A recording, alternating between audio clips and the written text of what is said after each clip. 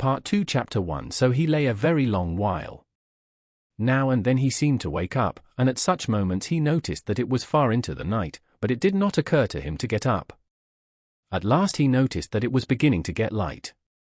He was lying on his back, still dazed from his recent oblivion. Fearful, despairing cries rose shrilly from the street, sounds which he heard every night, indeed, under his window after 2 o'clock. They woke him up now. Ah!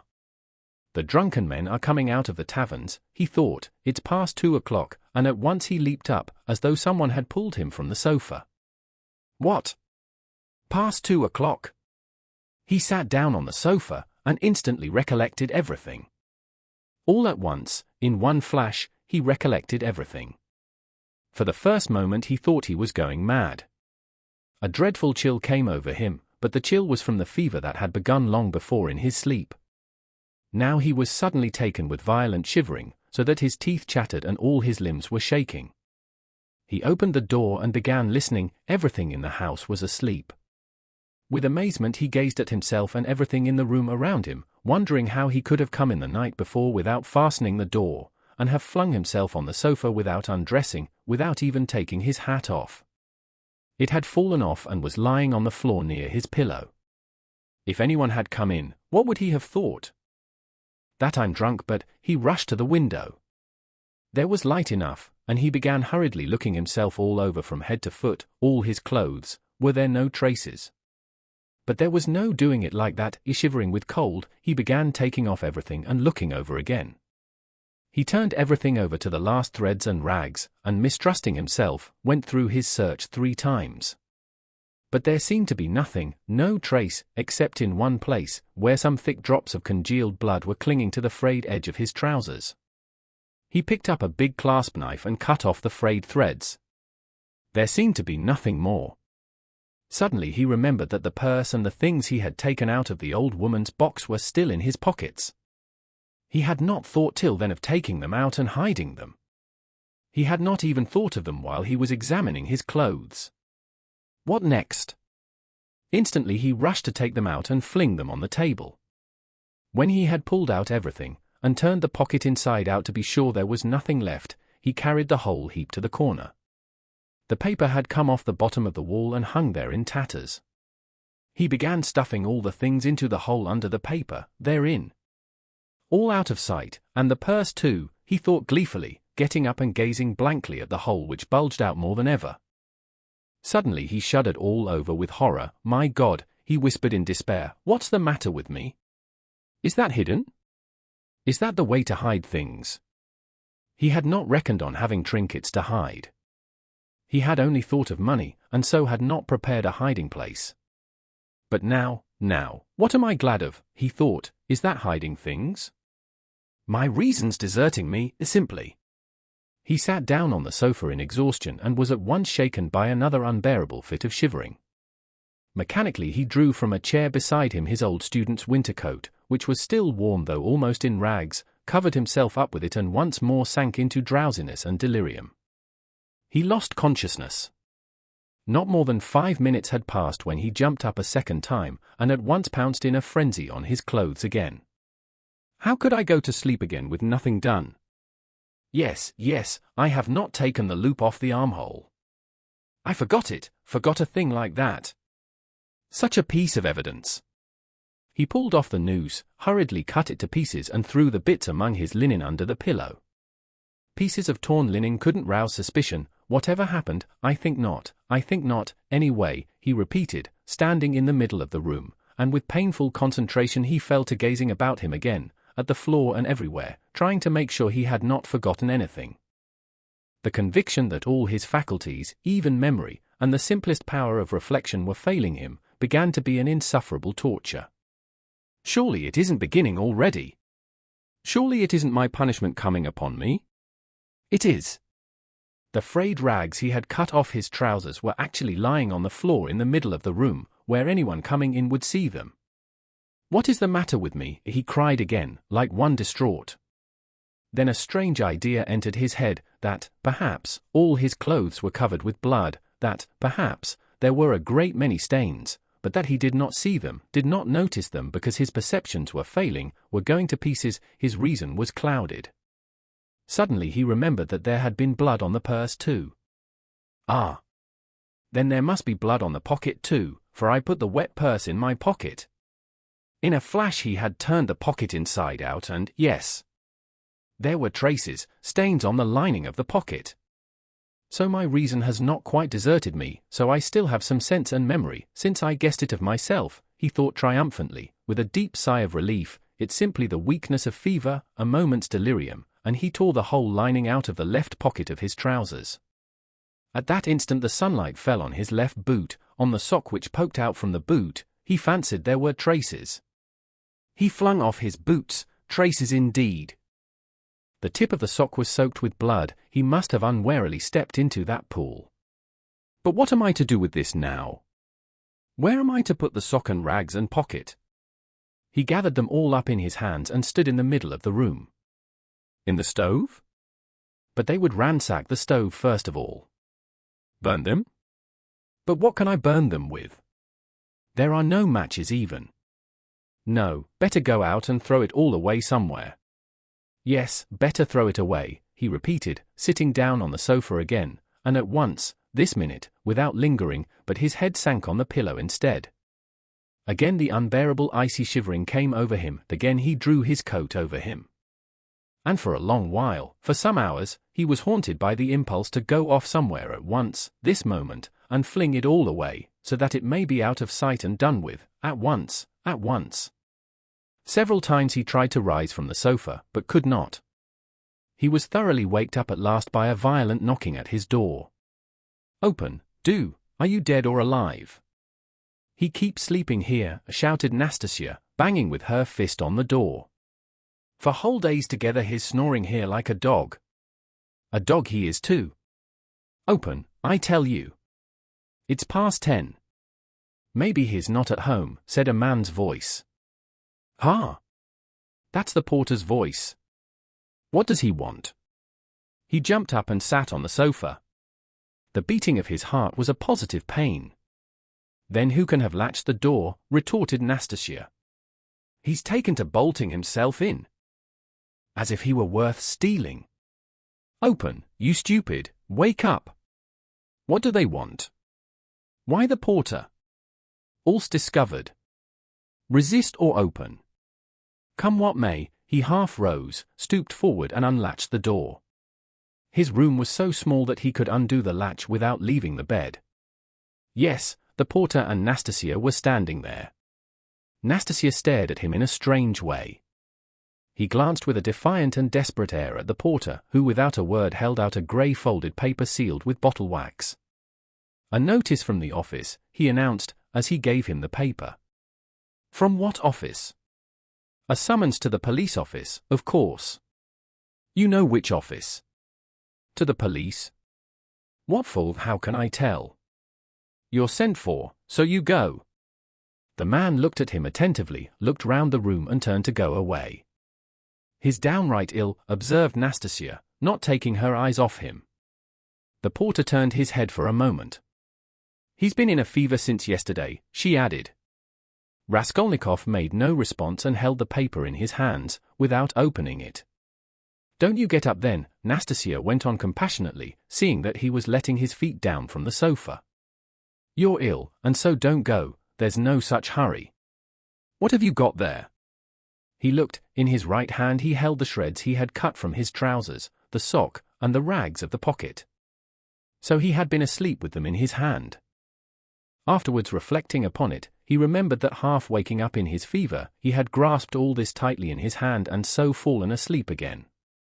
Look at the rags he's collected and sleeps with them, as though he has got hold of a treasure, and Nastasia went off into her hysterical giggle. Instantly he thrust them all under his greatcoat and fixed his eyes intently upon her. Far as he was from being capable of rational reflection at that moment, he felt that no one would behave like that with a person who was going to be arrested. But the police? You'd better have some tea. Yes? I'll bring it, there's some left. No. I'll go at once, he muttered, getting onto his feet. Why, you'll never get downstairs. Yes, I'll go. As you please. She followed the porter out. At once he rushed to the light to examine the sock and the rags. There are stains, but not very noticeable, all covered with dirt and rubbed and already discolored. No one who had no suspicion could distinguish anything. Nastasia from a distance could not have noticed, thank God. Then with a tremor he broke the seal of the notice and began reading. He was a long while reading, before he understood. It was an ordinary summons from the district police station to appear that day at 9:30 at the office of the district superintendent. But when has such a thing happened? I never have anything to do with the police. And why just today, he thought in agonizing bewilderment. Good God, only get it over soon. He was flinging himself on his knees to pray, but broke into laughter, not at the idea of prayer, but at himself. He began, hurriedly dressing. If I'm lost, I am lost, I don't care. Shall I put the sock on? He suddenly wondered. It will get dustier still and the traces will be gone. But no sooner had he put it on than he pulled it off again in loathing and horror. He pulled it off, but reflecting that he had no other socks, he picked it up and put it on again, and again he laughed. That's all conventional, that's all relative, merely a way of looking at it, he thought in a flash, but only on the top surface of his mind, while he was shuddering all over. There, I've got it on. I have finished by getting it on. But his laughter was quickly followed by despair. No, it's too much for me, he thought. His legs shook. From fear, he muttered. His head swam and ached with fever. It's a trick. They want to decoy me there and confound me over everything, he mused, as he went out onto the stairs. The worst of it is I'm almost light-headed. I may blurt out something stupid. On the stairs he remembered that he was leaving all the things just as they were in the hole in the wall, and very likely, it's on purpose to search when I'm out, he thought, and stopped short. But he was possessed by such despair, such cynicism of misery, if one may so call it, that with a wave of his hand he went on. Only to get it over. In the street the heat was insufferable again, not a drop of rain had fallen all those days.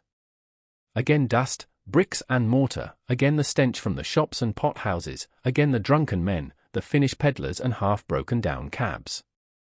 The sun shone straight in his eyes, so that it hurt him to look out of them, and he felt his head going round, as a man in a fever is apt to feel when he comes out into the street on a bright sunny day. When he reached the turning into the street, in an agony of trepidation he looked down it, at the house, and at once averted his eyes. If they question me, perhaps I'll simply tell, he thought, as he drew near the police station. The police station was about 1/4 of a mile off. It had lately been moved to new rooms on the 4th floor of a new house. He had been once for a moment in the old office but long ago. Turning in at the gateway, he saw on the right a flight of stairs which a peasant was mounting with a book in his hand. A house porter, no doubt, so then, the office is here, and he began ascending the stairs on the chance. He did not want to ask questions of anyone. I'll go in, fall on my knees, and confess everything, he thought, as he reached the 4th floor. The staircase was steep, narrow, and all sloppy with dirty water. The kitchens of the flats opened onto the stairs and stood open almost the whole day. So there was a fearful smell and heat. The staircase was crowded with porters going up and down with their books under their arms, policemen, and persons of all sorts and both sexes. The door of the office, too, stood wide open. Peasants stood waiting within.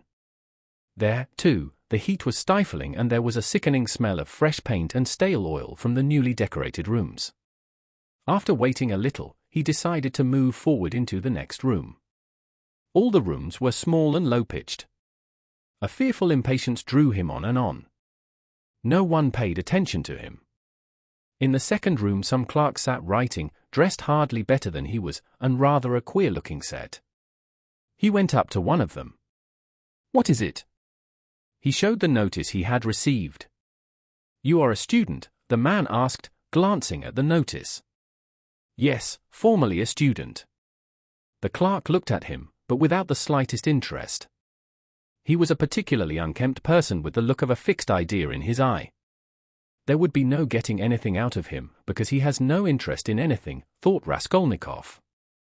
"Go in there to the head clerk," said the clerk, pointing towards the furthest room. He went into that room, the fourth in order. It was a small room and packed full of people, rather better dressed than in the outer rooms. Among them were two ladies. One, poorly dressed in mourning, sat at the table opposite the chief clerk, writing something at his dictation.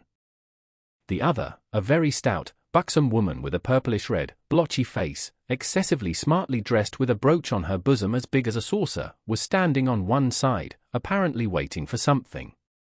Raskolnikov thrust his notice upon the head clerk. The latter glanced at it, said, "Wait a minute," and went on attending to the lady in mourning. He breathed more freely. It can't be that. By degrees he began to regain confidence. He kept urging himself to have courage and be calm. Some foolishness, some trifling carelessness, and I may betray myself. It's a pity there's no air here, he added, it's stifling. It makes one's head dizzier than ever, and one's mind too. He was conscious of a terrible inner turmoil. He was afraid of losing his self-control. He tried to catch at something and fix his mind on it, something quite irrelevant, but he could not succeed in this at all. Yet the head clerk greatly interested him. He kept hoping to see through him and guess something from his face. He was a very young man, about 22, with a dark mobile face that looked older than his years. He was fashionably dressed and foppish, with his hair parted in the middle, well combed and pomaded, and wore a number of rings on his well-scrubbed fingers and a gold chain on his waistcoat. He said a couple of words in French to a foreigner who was in the room, and said them fairly correctly. "Louise Ivanovna, you can sit down," he said casually to the gala-dressed, purple-faced lady, who was still standing as though not venturing to sit down, though there was a chair beside her. "Ich dank," said the latter, and softly, with a rustle of silk, she sank into the chair. Her light blue dress trimmed with white lace floated about the table like an air balloon and filled almost half the room. She smelt of scent. But she was obviously embarrassed at filling half the room and smelling so strongly of scent, and though her smile was impudent as well as cringing, it betrayed evident uneasiness. The lady in mourning had done at last, and got up. All at once, with some noise, an officer walked in very jauntily, with a peculiar swing of his shoulders at each step. He tossed his carcaded cap on the table and sat down in an easy chair. The small lady positively skipped from her seat on seeing him, and fell to curtsying in a sort of ecstasy, but the officer took not the smallest notice of her, and she did not venture to sit down again in his presence. He was the assistant superintendent. He had a reddish moustache that stood out horizontally on each side of his face, and extremely small features, expressive of nothing much except a certain insolence. He looked askance and rather indignantly at Raskolnikov. He was so very badly dressed, and in spite of his humiliating position, his bearing was by no means in keeping with his clothes. Raskolnikov had unwarily fixed a very long and direct look on him, so that he felt positively affronted. "What do you want?" he shouted, apparently astonished that such a ragged fellow was not annihilated by the majesty of his glance. "I was summoned, by a notice," Raskolnikov faltered. For the recovery of money due from the student, the head clerk interfered hurriedly, tearing himself from his papers. "Here," and he flung Raskolnikov a document and pointed out the place. "Read that." "Money? What money?" thought Raskolnikov, but, then, it's certainly not that. And he trembled with joy. He felt sudden intense indescribable relief. A load was lifted from his back.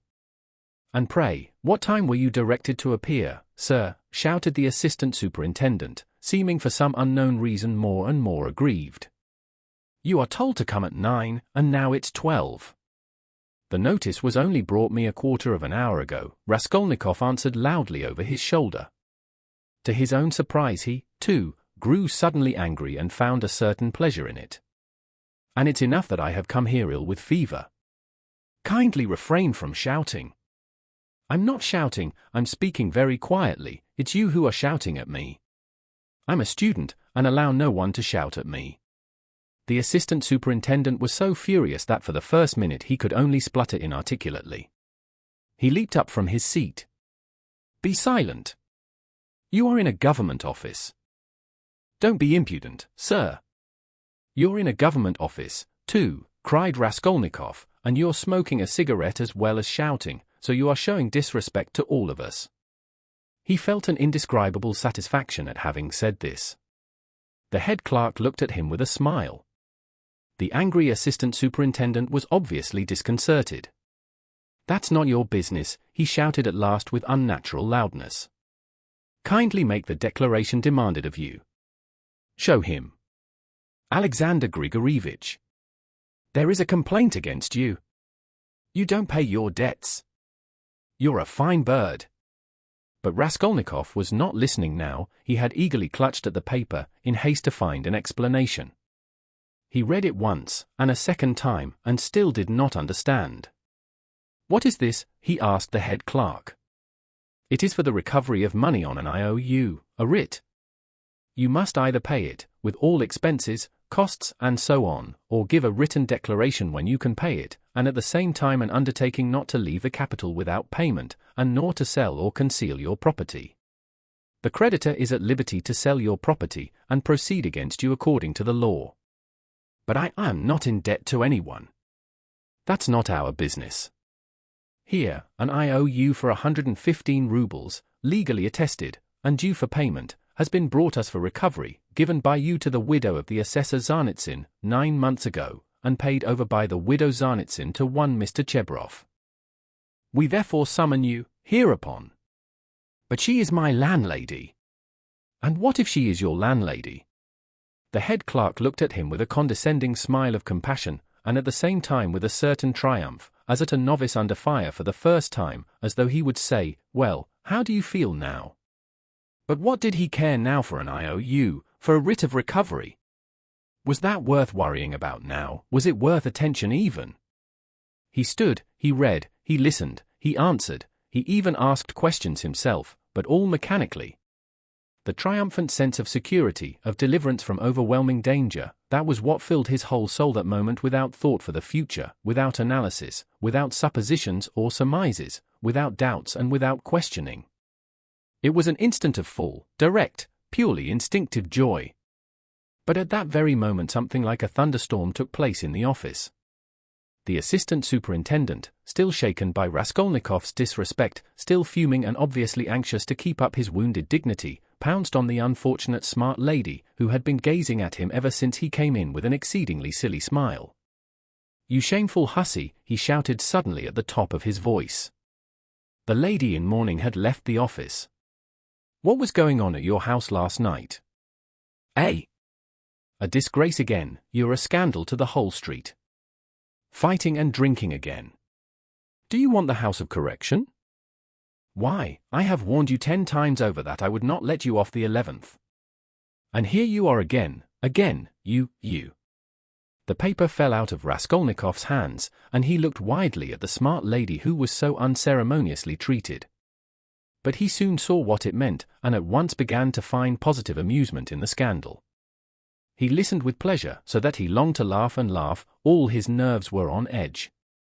Ilya Petrovich, the head clerk, was beginning anxiously, but stopped short, for he knew from experience that the enraged assistant could not be stopped except by force. As for the smart lady, at first she positively trembled before the storm. But, strange to say, the more numerous and violent the terms of abuse became, the more amiable she looked, and the more seductive the smiles she lavished on the terrible assistant. She moved uneasily, and curtsied incessantly, waiting impatiently for a chance of putting in her word, and at last she found it. "There was no sort of noise or fighting in my house, Mr. Captain," she pattered all at once, like peas dropping, speaking Russian confidently, though with a strong German accent, "and no sort of scandal, and his honor came drunk, and it's the whole truth I am telling, Mr. Captain, and I am not to blame. Mine is an honorable house, Mr. Captain, an honorable behavior, Mr. Captain, and I always dislike any scandal myself." But he came quite tipsy, and asked for 3 bottles again, and then he lifted up one leg, and began playing the pianoforte with one foot, and that is not at all right in an honorable house, and he gans broke the piano, and it was very bad manners indeed, and I said so. And he took up a bottle and began hitting everyone with it. And then I called the porter, and Karl came, and he took Karl and hit him in the eye, and he hit Henriette in the eye, too, and gave me 5 slaps on the cheek. And it was so ungentlemanly in an honorable house, Mr. Captain, and I screamed.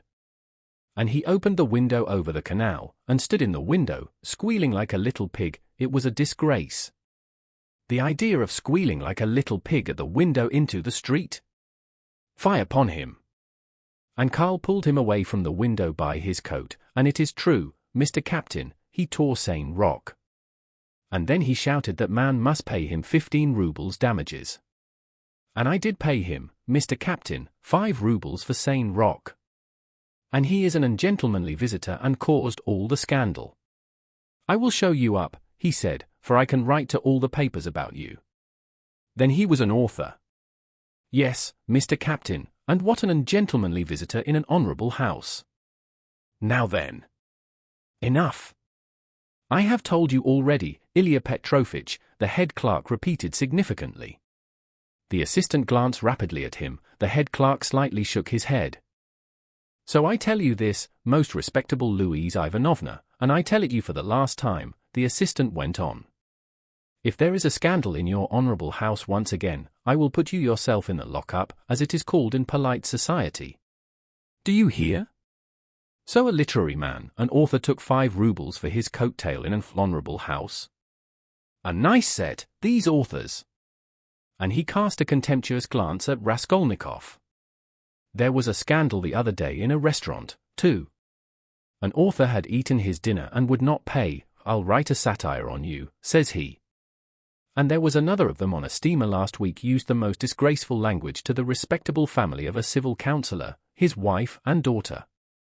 And there was one of them turned out of a confectioner's shop the other day. They are like that, authors, literary men, students, town criers. Phoo! You get along. I shall look in upon you myself one day. Then you had better be careful. Do you hear? With hurried deference, Louise Ivanovna fell to curtsying in all directions, and so curtsied herself to the door. But at the door, she stumbled backwards against a good-looking officer with a fresh, open face and splendid thick fair whiskers. This was the superintendent of the district himself, Nikodym Fomitch. Louise Ivanovna made haste to curtsy almost to the ground, and with mincing little steps, she fluttered out of the office. Again thunder and lightning, a hurricane, said Nikodym Fomitch to Ilya Petrovich in a civil and friendly tone. You are aroused again, you are fuming again. I heard it on the stairs. Well, what then? Ilya Petrovich drawled with gentlemanly nonchalance, and he walked with some papers to another table, with a jaunty swing of his shoulders at each step. Here, if you will kindly look, an author, or a student, has been one at least, does not pay his debts, has given an IOU, won't clear out of his room, and complaints are constantly being lodged against him, and here he has been pleased to make a protest against my smoking in his presence. He behaves like a cad himself, and just look at him, please. Here's the gentleman, and very attractive he is. Poverty is not a vice, my friend, but we know you go off like powder, you can't bear a slight. I dare say you took offence at something and went too far yourself, continued Nikodym Fomitch, turning affably to Raskolnikov. But you were wrong there, he is a capital fellow, I assure you, but explosive, explosive. He gets hot, fires up, boils over, and no stopping him. And then it's all over. And at the bottom he's a heart of gold. His nickname in the regiment was the Explosive Lieutenant. And what a regiment it was, too, cried Ilya Petrovich, much gratified at this agreeable banter, though still sulky. Raskolnikov had a sudden desire to say something exceptionally pleasant to them all. Excuse me, Captain, he began easily, suddenly addressing Nikodym Fomitch, will you enter into my position? I am ready to ask pardon, if I have been ill-mannered. I am a poor student, sick and shattered was the word he used, by poverty. I am not studying, because I cannot keep myself now, but I shall get money. I have a mother and sister in the province of X. They will send it to me, and I will pay. My landlady is a good-hearted woman, but she is so exasperated at my having lost my lessons, and not paying her for the last 4 months, that she does not even send up my dinner, and I don't understand this IOU at all. She is asking me to pay her on this IOU. How am I to pay her? Judge for yourselves, but that is not our business, you know, the head clerk was observing. Yes, yes. I perfectly agree with you. But allow me to explain, Raskolnikov put in again, still addressing Nikodim Fomitch, but trying his best to address Ilya Petrovich also, though the latter persistently appeared to be rummaging among his papers and to be contemptuously oblivious of him. Allow me to explain that I have been living with her for nearly 3 years, and at first, for why should I not confess it, at the very beginning I promised to marry her daughter. It was a verbal promise, freely given. She was a girl, indeed. I liked her, though I was not in love with her, a youthful affair in fact. That is, I mean to say, that my landlady gave me credit freely in those days, and I led a life of. I was very heedless. Nobody asks you for these personal details, sir. We've no time to waste, Ilya Petrovich interposed roughly and with a note of triumph, but Raskolnikov stopped him hotly, though he suddenly found it exceedingly difficult to speak. But excuse me. It is for me to explain how it all happened. In my turn, though I agree with you, it is unnecessary. But a year ago, the girl died of typhus. I remained lodging there as before, and when my landlady moved into her present quarters, she said to me, and in a friendly way, that she had complete trust in me, but still, would I not give her an IOU for 115 rubles, all the debt I owed her. She said if only I gave her that, she would trust me again, as much as I liked, and that she would never, those were her own words, make use of that IOU till I could pay of myself, and now, when I have lost my lessons and have nothing to eat, she takes action against me. What am I to say to that? All these affecting details are no business of ours. Ilya Petrovich interrupted rudely. You must give a written undertaking, but as for your love affairs and all these tragic events, we have nothing to do with that. Come now, you are harsh, muttered Nikodim Fomitch, sitting down at the table and also beginning to write. He looked a little ashamed. Write, said the head clerk to Raskolnikov. Write what? The latter asked, gruffly. I will dictate to you. Raskolnikov fancied that the head clerk treated him more casually and contemptuously after his speech, but strange to say he suddenly felt completely indifferent to anyone's opinion, and this revulsion took place in a flash, in one instant. If he had cared to think a little, he would have been amazed indeed that he could have talked to them like that a minute before, forcing his feelings upon them. And where had those feelings come from? Now if the whole room had been filled, not with police officers, but with those nearest and dearest to him, he would not have found one human word for them, so empty was his heart. A gloomy sensation of agonizing, everlasting solitude and remoteness took conscious form in his soul. It was not the meanness of his sentimental effusions before Ilya Petrovich, nor the meanness of the latter's triumph over him that had caused this sudden revulsion in his heart. Oh, what had he to do now with his own baseness, with all these petty vanities, officers, German women, debts, police offices? If he had been sentenced to be burnt at that moment, he would not have stirred, would hardly have heard the sentence to the end. Something was happening to him entirely new, sudden and unknown. It was not that he understood, but he felt clearly with all the intensity of sensation that he could never more appeal to these people in the police office with sentimental effusions like his recent outburst, or with anything whatever, and that if they had been his own brothers and sisters and not police officers, it would have been utterly out of the question to appeal to them in any circumstance of life. He had never experienced such a strange and awful sensation. And what was most agonizing, it was more a sensation than a conception or idea, a direct sensation, the most agonizing of all the sensations he had known in his life. The head clerk began dictating to him the usual form of declaration, that he could not pay, that he undertook to do so at a future date, that he would not leave the town, nor sell his property, and so on. But you can't write, you can hardly hold the pen, observed the head clerk, looking with curiosity at Raskolnikov. Are you ill? Yes, I am giddy. Go on. That's all. Sign it. The head clerk took the paper and turned to attend to others. Raskolnikov gave back the pen, but instead of getting up and going away, he put his elbows on the table and pressed his head in his hands. He felt as if a nail were being driven into his skull. A strange idea suddenly occurred to him, to get up at once, to go up to Nikodim Fomitch, and tell him everything that had happened yesterday, and then to go with him to his lodgings and to show him the things in the hole in the corner. The impulse was so strong that he got up from his seat to carry it out. Hadn't I better think a minute? Flashed through his mind. No, better cast off the burden without thinking. But all at once he stood still, rooted to the spot. Nikodym Fomitch was talking eagerly with Ilya Petrovich, and the words reached him, "It's impossible, they'll both be released." To begin with, the whole story contradicts itself. Why should they have called the porter if it had been their doing?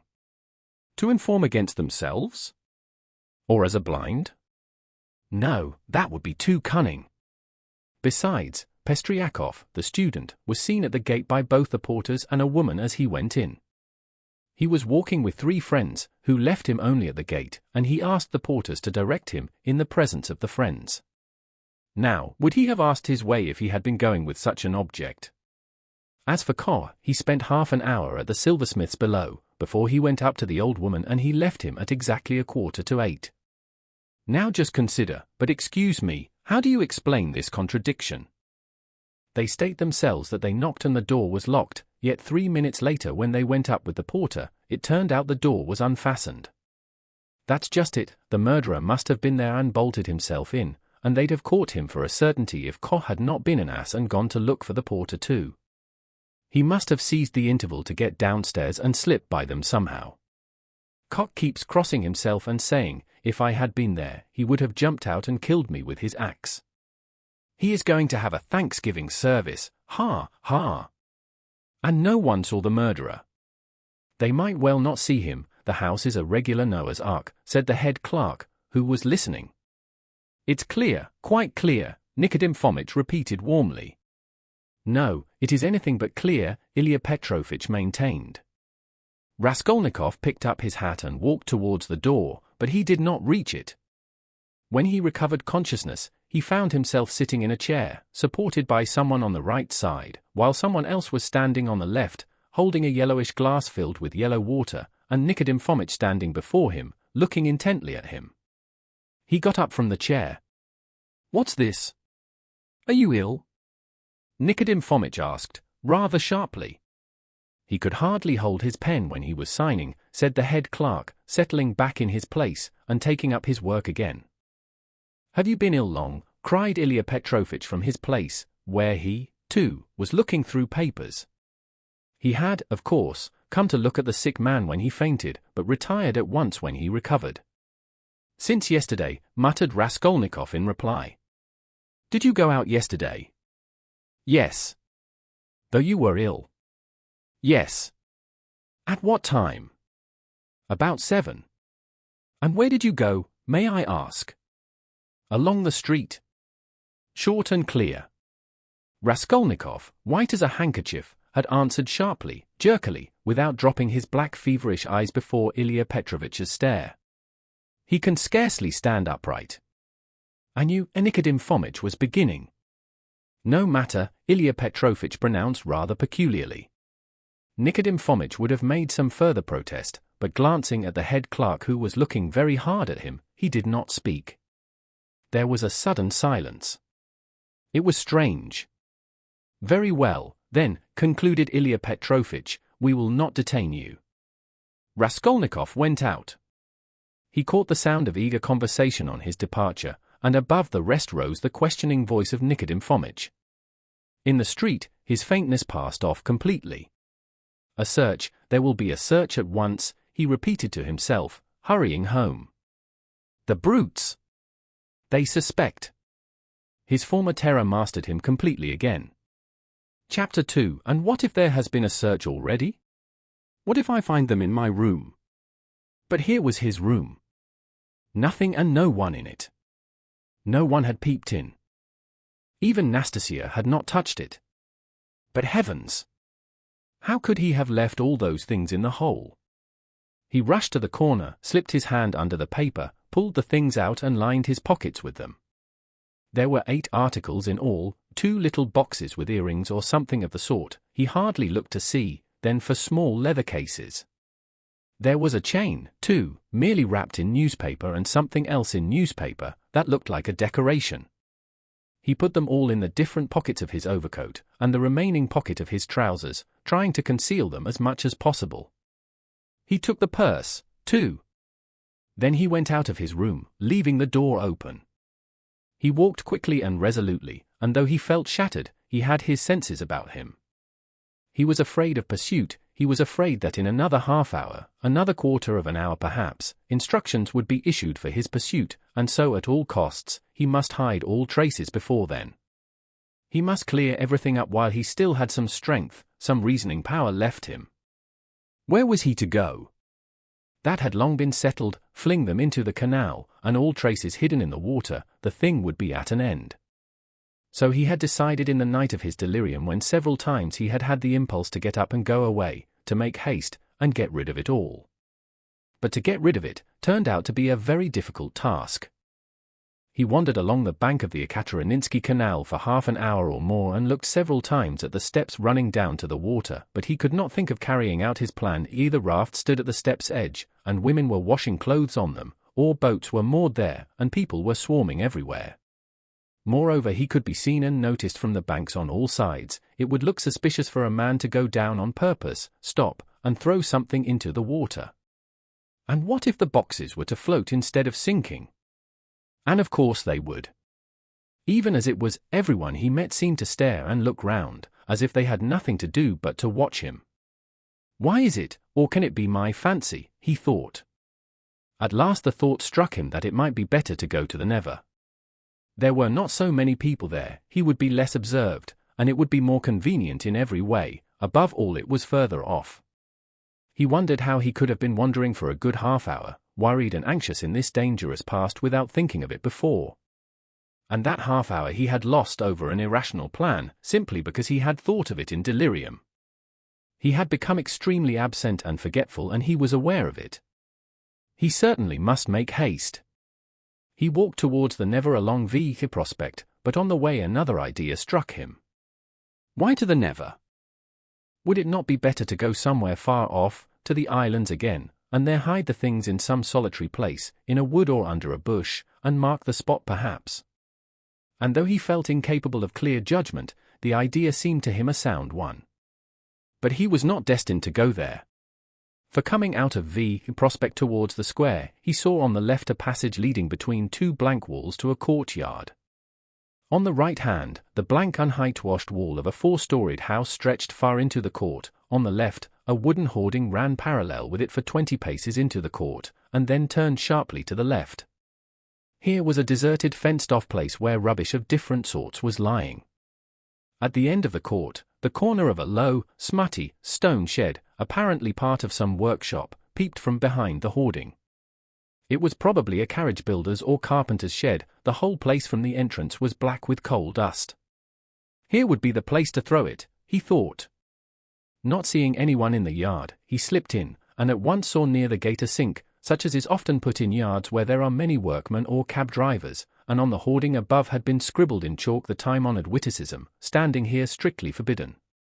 This was all the better, for there would be nothing suspicious about his going in.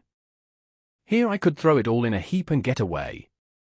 Looking round once more, with his hand already in his pocket, he noticed against the outer wall, between the entrance and the sink, a big unhewn stone, weighing perhaps 60 pounds.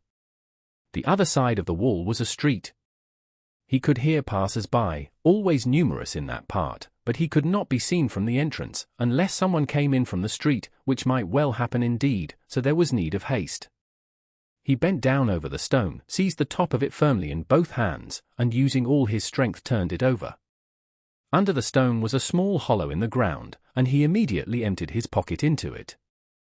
The purse lay at the top, and yet the hollow was not filled up. Then he seized the stone again and with one twist turned it back, so that it was in the same position again, though it stood a very little higher. But he scraped the earth about it and pressed it at the edges with his foot. Nothing could be noticed. Then he went out, and turned into the square. Again an intense, almost unbearable joy overwhelmed him for an instant, as it had in the police office. I have buried my tracks. And who can think of looking under that stone? It has been lying there most likely ever since the house was built, and will lie as many years more. And if it were found, who would think of me? It is all over. No clue. And he laughed. Yes, he remembered that he began laughing a thin, nervous, noiseless laugh, and went on laughing all the time he was crossing the square. But when he reached the quay, a boulevard where 2 days before he had come upon that girl, his laughter suddenly ceased. Other ideas crept into his mind. He felt all at once that it would be loathsome to pass that seat on which, after the girl was gone, he had sat and pondered, and that it would be hateful, too, to meet that whiskered policeman to whom he had given the 20 kopecks, damn him. He walked, looking about him angrily and distractedly.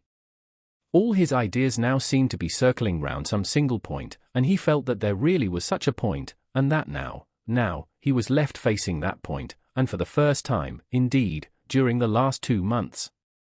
Damn it all, he thought suddenly, in a fit of ungovernable fury. If it has begun, then it has begun. Hang the new life. Good Lord, how stupid it is. And what lies I told today. How despicably I fawned upon that wretched Ilya Petrovich. But that is all folly. What do I care for them all, and my fawning upon them? It is not that at all. It is not that at all. Suddenly he stopped. A new, utterly unexpected and exceedingly simple question perplexed and bitterly confounded him. If it all has really been done deliberately and not idiotically, if I really had a certain and definite object, how is it I did not even glance into the purse and don't know what I had there, for which I have undergone these agonies, and have deliberately undertaken this base, filthy degrading business? And here I wanted at once to throw into the water the purse together with all the things which I had not seen either. How's that? Yes, that was so, that was all so. Yet he had known it all before, and it was not a new question for him, even when it was decided in the night without hesitation and consideration, as though so it must be, as though it could not possibly be otherwise. Yes, he had known it all, and understood it all. It surely had all been settled even yesterday at the moment when he was bending over the box and pulling the jewel cases out of it. Yes, so it was. It is because I am very ill, he decided grimly at last. I have been worrying and fretting myself, and I don't know what I am doing. Yesterday and the day before yesterday and all this time I have been worrying myself. I shall get well and I shall not worry. But what if I don't get well at all? Good God, how sick I am of it all. He walked on without resting. He had a terrible longing for some distraction, but he did not know what to do, what to attempt. A new overwhelming sensation was gaining more and more mastery over him every moment. This was an immeasurable, almost physical, repulsion for everything surrounding him, an obstinate, malignant feeling of hatred. All who met him were loathsome to him. He loathed their faces, their movements, their gestures. If anyone had addressed him, he felt that he might have spat at him or bitten him. He stopped suddenly, on coming out on the bank of the Little Neva, near the bridge to Vassilyevsky Ostrov. Why, he lives here, in that house, he thought. Why, I have not come to Razumihin of my own accord.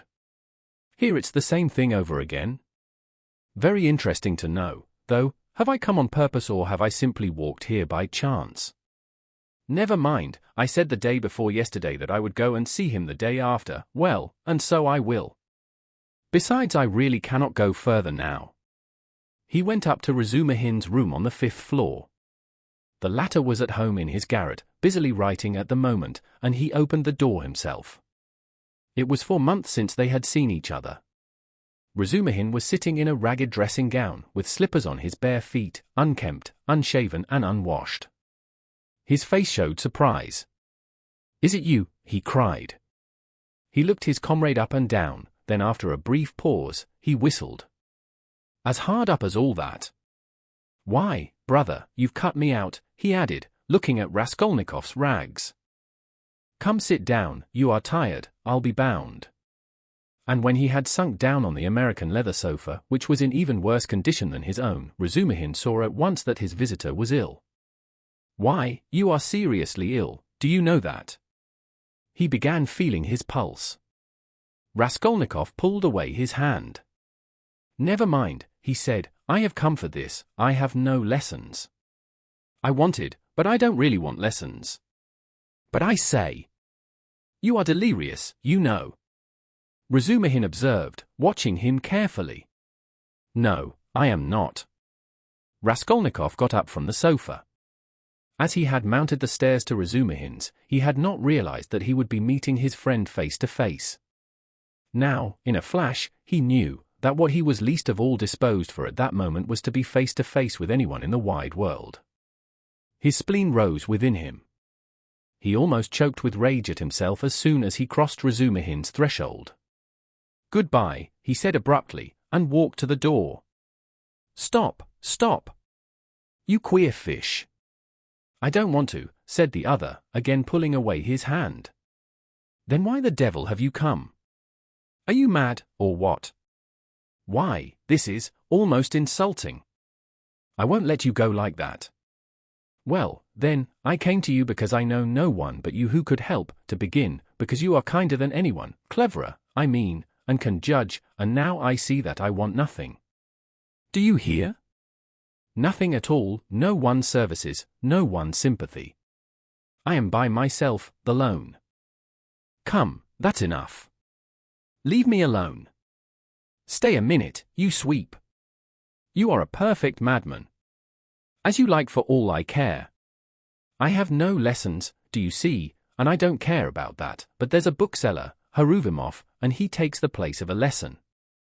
I would not exchange him for 5 lessons. He's doing publishing of a kind, and issuing natural science manuals, and what a circulation they have. The very titles are worth the money. You always maintained that I was a fool, but by Jove, my boy, there are greater fools than I am. Now he is setting up for being advanced, not that he has an inkling of anything, but, of course, I encourage him. Here are 2 signatures of the German text, in my opinion, the crudest charlatanism. It discusses the question, is woman a human being? And, of course, triumphantly proves that she is. Haruvimov is going to bring out this work as a contribution to the woman question. I am translating it. He will expand these 2.5 signatures into 6. We shall make up a gorgeous title half a page long and bring it out at half a ruble. It will do. He pays me 6 rubles the signature. It works out to about 15 rubles for the job, and I've had 6 already in advance. When we have finished this, we are going to begin a translation about Wales, and then some of the dullest scandals out of the second part of Les Confessions we have marked for translation. Somebody has told Haruvimov that Rousseau was a kind of Radishchev. You may be sure I don't contradict him, hang him. Well, would you like to do the second signature of Is Woman a Human Being? If you would, take the German and pens and paper, all those are provided, and take 3 rubles, for as I have had 6 rubles in advance on the whole thing, 3 rubles come to you for your share. And when you have finished the signature there will be another 3 rubles for you. And please don't think I am doing you a service, quite the contrary. As soon as you came in, I saw how you could help me. To begin with, I am weak in spelling, and secondly, I am sometimes utterly adrift in German, so that I make it up as I go along for the most part. The only comfort is that it's bound to be a change for the better.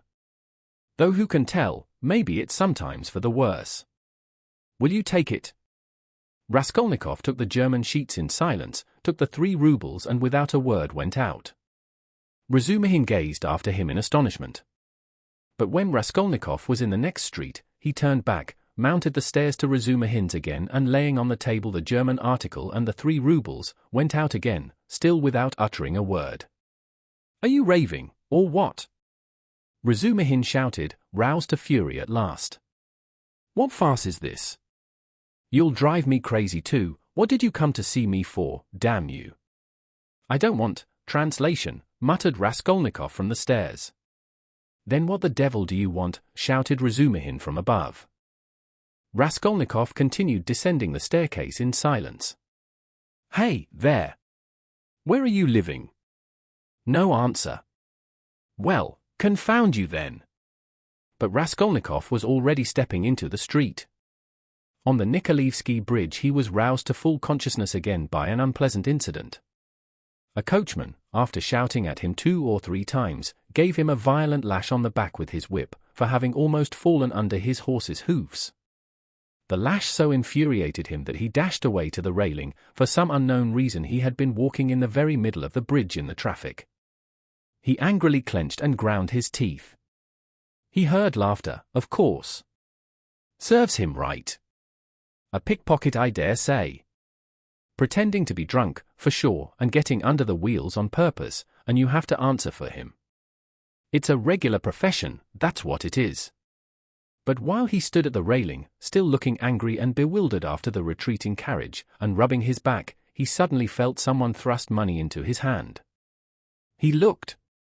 It was an elderly woman in a kerchief and goatskin shoes, with a girl, probably her daughter, wearing a hat, and carrying a green parasol. "Take it, my good man, in Christ's name." He took it and they passed on. It was a piece of 20 kopecks. From his dress and appearance they might well have taken him for a beggar asking alms in the streets, and the gift of the 20 kopecks he doubtless owed to the blow, which made them feel sorry for him. He closed his hand on the 20 kopecks, walked on for 10 paces, and turned facing the Neva, looking towards the palace. The sky was without a cloud and the water was almost bright blue, which is so rare in the Neva. The cupola of the cathedral, which is seen at its best from the bridge about 20 paces from the chapel, glittered in the sunlight, and in the pure air every ornament on it could be clearly distinguished. The pain from the lash went off, and Raskolnikov forgot about it. One uneasy and not quite definite idea occupied him now completely. He stood still and gazed long and intently into the distance. This spot was especially familiar to him.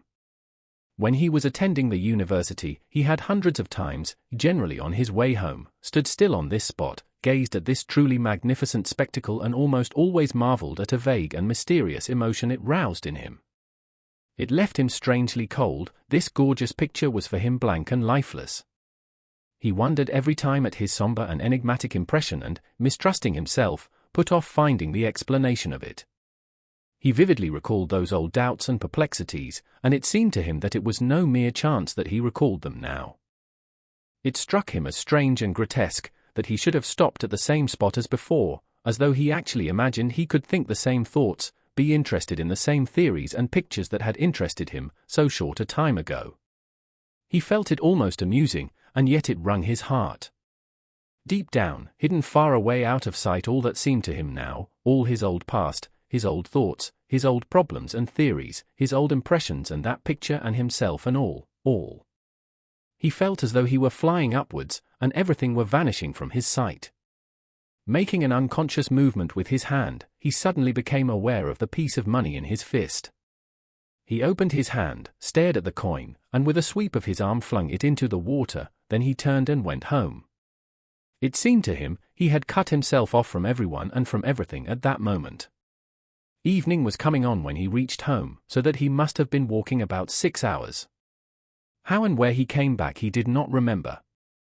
Undressing, and quivering like an overdriven horse, he lay down on the sofa, drew his greatcoat over him, and at once sank into oblivion. It was dusk when he was waked up by a fearful scream. Good God, what a scream! Such unnatural sounds, such howling, wailing, grinding, tears, blows and curses he had never heard. He could never have imagined such brutality, such frenzy. In terror he sat up in bed, almost swooning with agony. But the fighting, wailing and cursing grew louder and louder.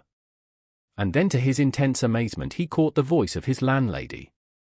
She was howling, shrieking and wailing, rapidly, hurriedly, incoherently, so that he could not make out what she was talking about. She was beseeching, no doubt, not to be beaten, for she was being mercilessly beaten on the stairs. The voice of her assailant was so horrible from spite and rage that it was almost a croak, but he, too, was saying something, and just as quickly and indistinctly, hurrying and spluttering. All at once Raskolnikov trembled. He recognized the voice. It was the voice of Ilya Petrovich. Ilya Petrovich here and beating the landlady. He is kicking her, banging her head against the steps. That's clear, that can be told from the sounds, from the cries and the thuds. How is the world topsy-turvy? He could hear people running in crowds from all the stories and all the staircases. He heard voices, exclamations, knocking, doors banging. But why, and how could it be, he repeated, thinking seriously that he had gone mad. But no, he heard too distinctly. And they would come to him then next, for no doubt, it's all about that, it's about yesterday. Good God! He would have fastened his door with the latch, but he could not lift his hand. Besides, it would be useless. Terror gripped his heart like ice, tortured him and numbed him. But at last all this uproar, after continuing about 10 minutes, began gradually to subside. The landlady was moaning and groaning. Ilya Petrovich was still uttering threats and curses. But at last he, too, seemed to be silent, and now he could not be heard. Can he have gone away? Good Lord! Yes, and now the landlady is going too, still weeping and moaning, and then her door slammed. Now the crowd was going from the stairs to their rooms, exclaiming, disputing, calling to one another, raising their voices to a shout, dropping them to a whisper. There must have been numbers of them, almost all the inmates of the block. But, good God, how could it be? And why had he come here?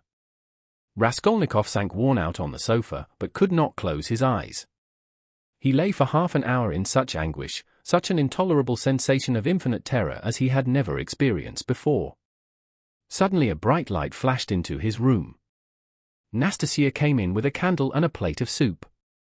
Looking at him carefully and ascertaining that he was not asleep, she set the candle on the table and began to lay out what she had brought: bread, salt, a plate, a spoon. You've eaten nothing since yesterday, I warrant. You've been trudging about all day, and you're shaking with fever. Nastasia, what were they beating the landlady for? She looked intently at him. Who beat the landlady? Just now, half an hour ago, Ilya Petrovich, the assistant superintendent, on the stairs. Why was he ill-treating her like that, and why was he here? Nastasia scrutinized him, silent and frowning, and her scrutiny lasted a long time. He felt uneasy, even frightened at her searching eyes. Nastasia, why don't you speak? He said timidly at last in a weak voice. It's the blood, she answered at last softly, as though speaking to herself. Blood? What blood? He muttered, growing white and turning towards the wall. Nastasia still looked at him without speaking. Nobody has been beating the landlady, she declared at last in a firm, resolute voice. He gazed at her, hardly able to breathe. I heard it myself. I was not asleep. I was sitting up, he said still more timidly.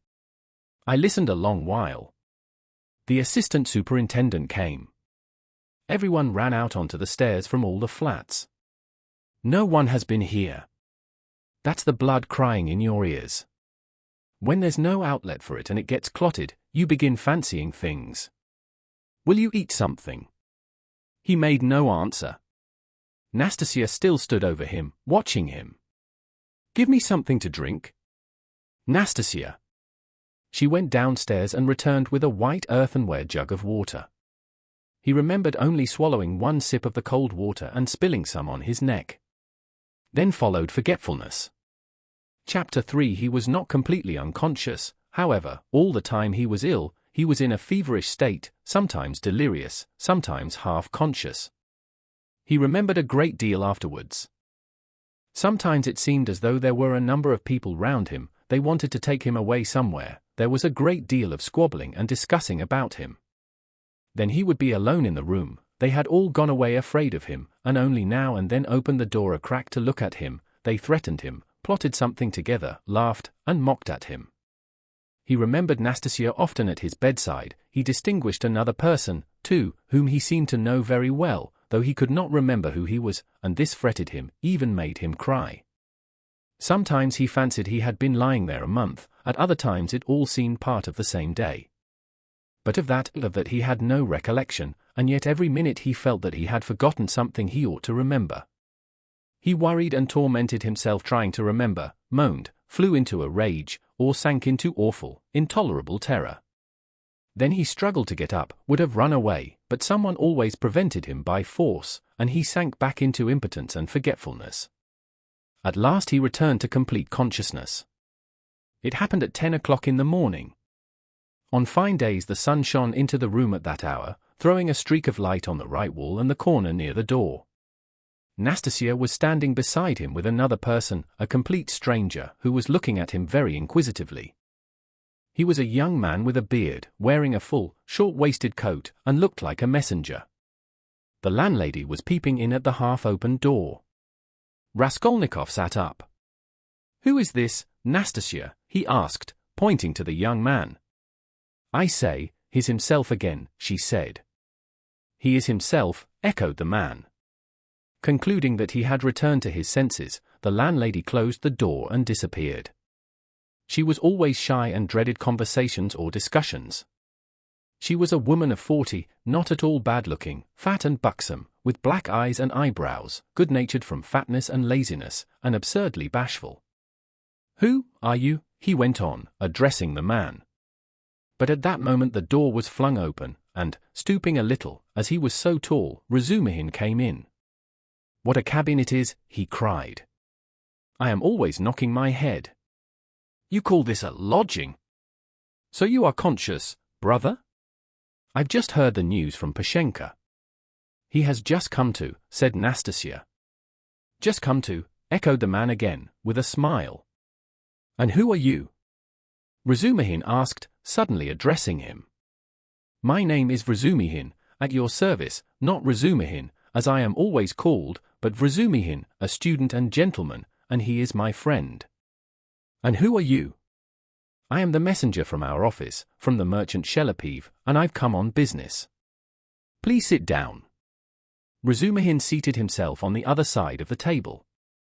"It's a good thing you've come to, brother," he went on to Raskolnikov. "For the last 4 days you have scarcely eaten or drunk anything.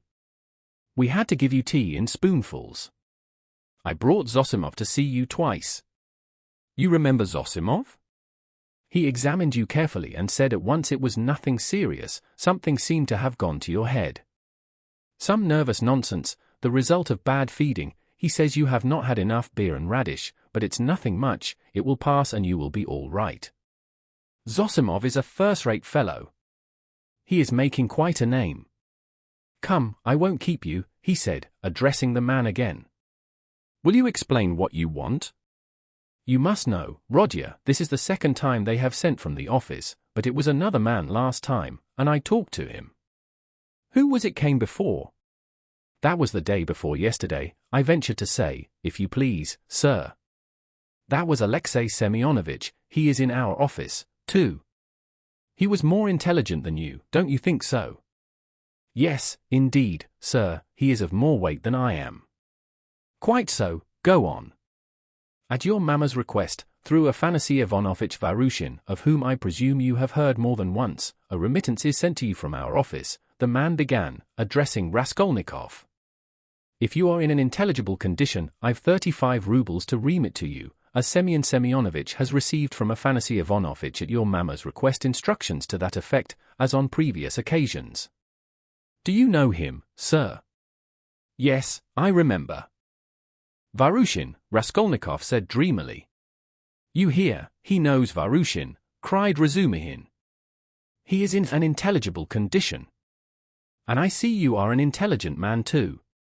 Well, it's always pleasant to hear words of wisdom. That's the gentleman, Varushin, Afanasy Ivanovitch.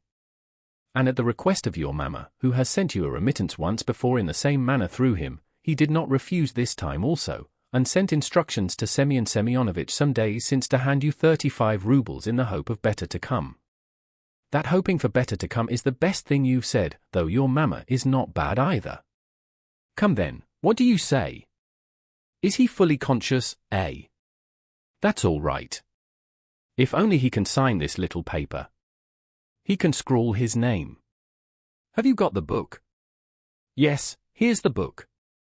"Give it to me." "Here, Rodya, sit up. I'll hold you. Take the pen and scribble the Raskolnikov for him. For just now, brother, money is sweeter to us than treacle." "I don't want it," said Raskolnikov, pushing away the pen. "Not want it? I won't sign it." "How the devil can you do without signing it?" "I don't want the money." "Don't want the money? Come, brother, that's nonsense, I bear witness." "Don't trouble, please, it's only that he is on his travels again. But that's pretty common with him at all times though. You are a man of judgment and we will take him in hand, that is, more simply, take his hand and he will sign it." "Here. But I can come another time." "No, no. Why should we trouble you? You are a man of judgment. Now, Rodya, don't keep your visitor, you see he is waiting," and he made ready to hold Raskolnikov's hand in earnest. "Stop, I'll do it alone," said the latter, taking the pen and signing his name. The messenger took out the money and went away. "Bravo! And now, brother, are you hungry?" "Yes," answered Raskolnikov. "Is there any soup?" "Some of yesterday's," answered Nastasia, who was still standing there. "With potatoes and rice in it?" "Yes. I know it by heart." "Bring soup and give us some tea." "Very well." Raskolnikov looked at all this with profound astonishment and a dull, unreasoning terror. He made up his mind to keep quiet and see what would happen. "I believe I am not wandering. I believe it's reality," he thought. In a couple of minutes Nastasia returned with the soup and announced that the tea would be ready directly.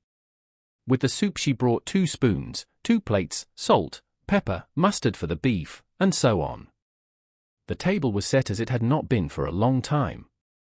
The cloth was clean. "It would not be amiss, Nastasia, if Praskovia Pavlovna were to send us up a couple of bottles of beer. We could empty them." "Well, you are a cool hand," muttered Nastasia, and she departed to carry out his orders. Raskolnikov still gazed widely with strained attention.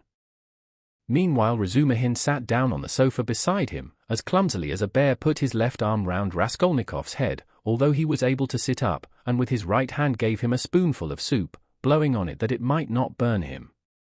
But the soup was only just warm. Raskolnikov swallowed 1 spoonful greedily, then a second, then a third. But after giving him a few more spoonfuls of soup, Razumihin suddenly stopped, and said that he must ask Zosimov whether he ought to have more. Nastasia came in with 2 bottles of beer. "And will you have tea?" "Yes." "Cut along, Nastasia, and bring some tea, for tea we may venture on without the faculty. But here is the beer." He moved back to his chair, pulled the soup and meat in front of him, and began eating as though he had not touched food for 3 days.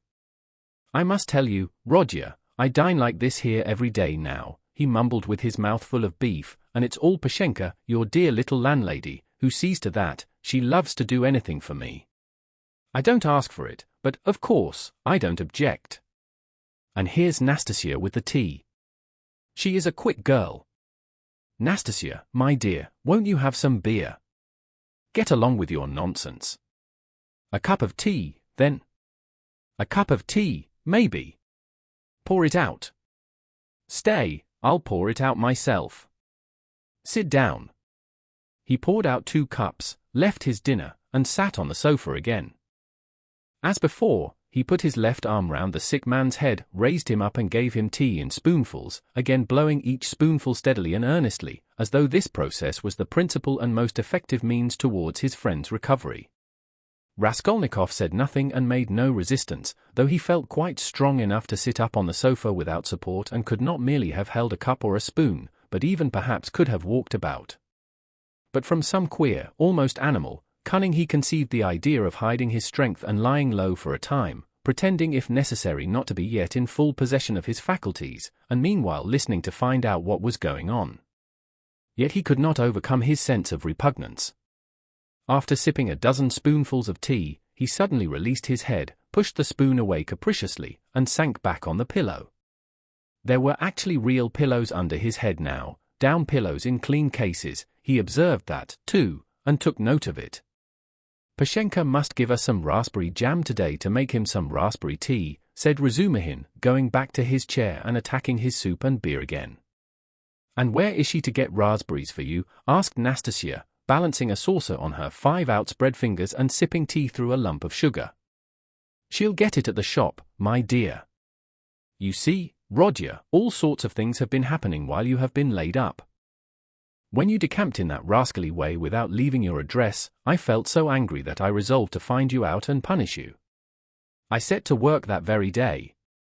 How I ran about making inquiries for you!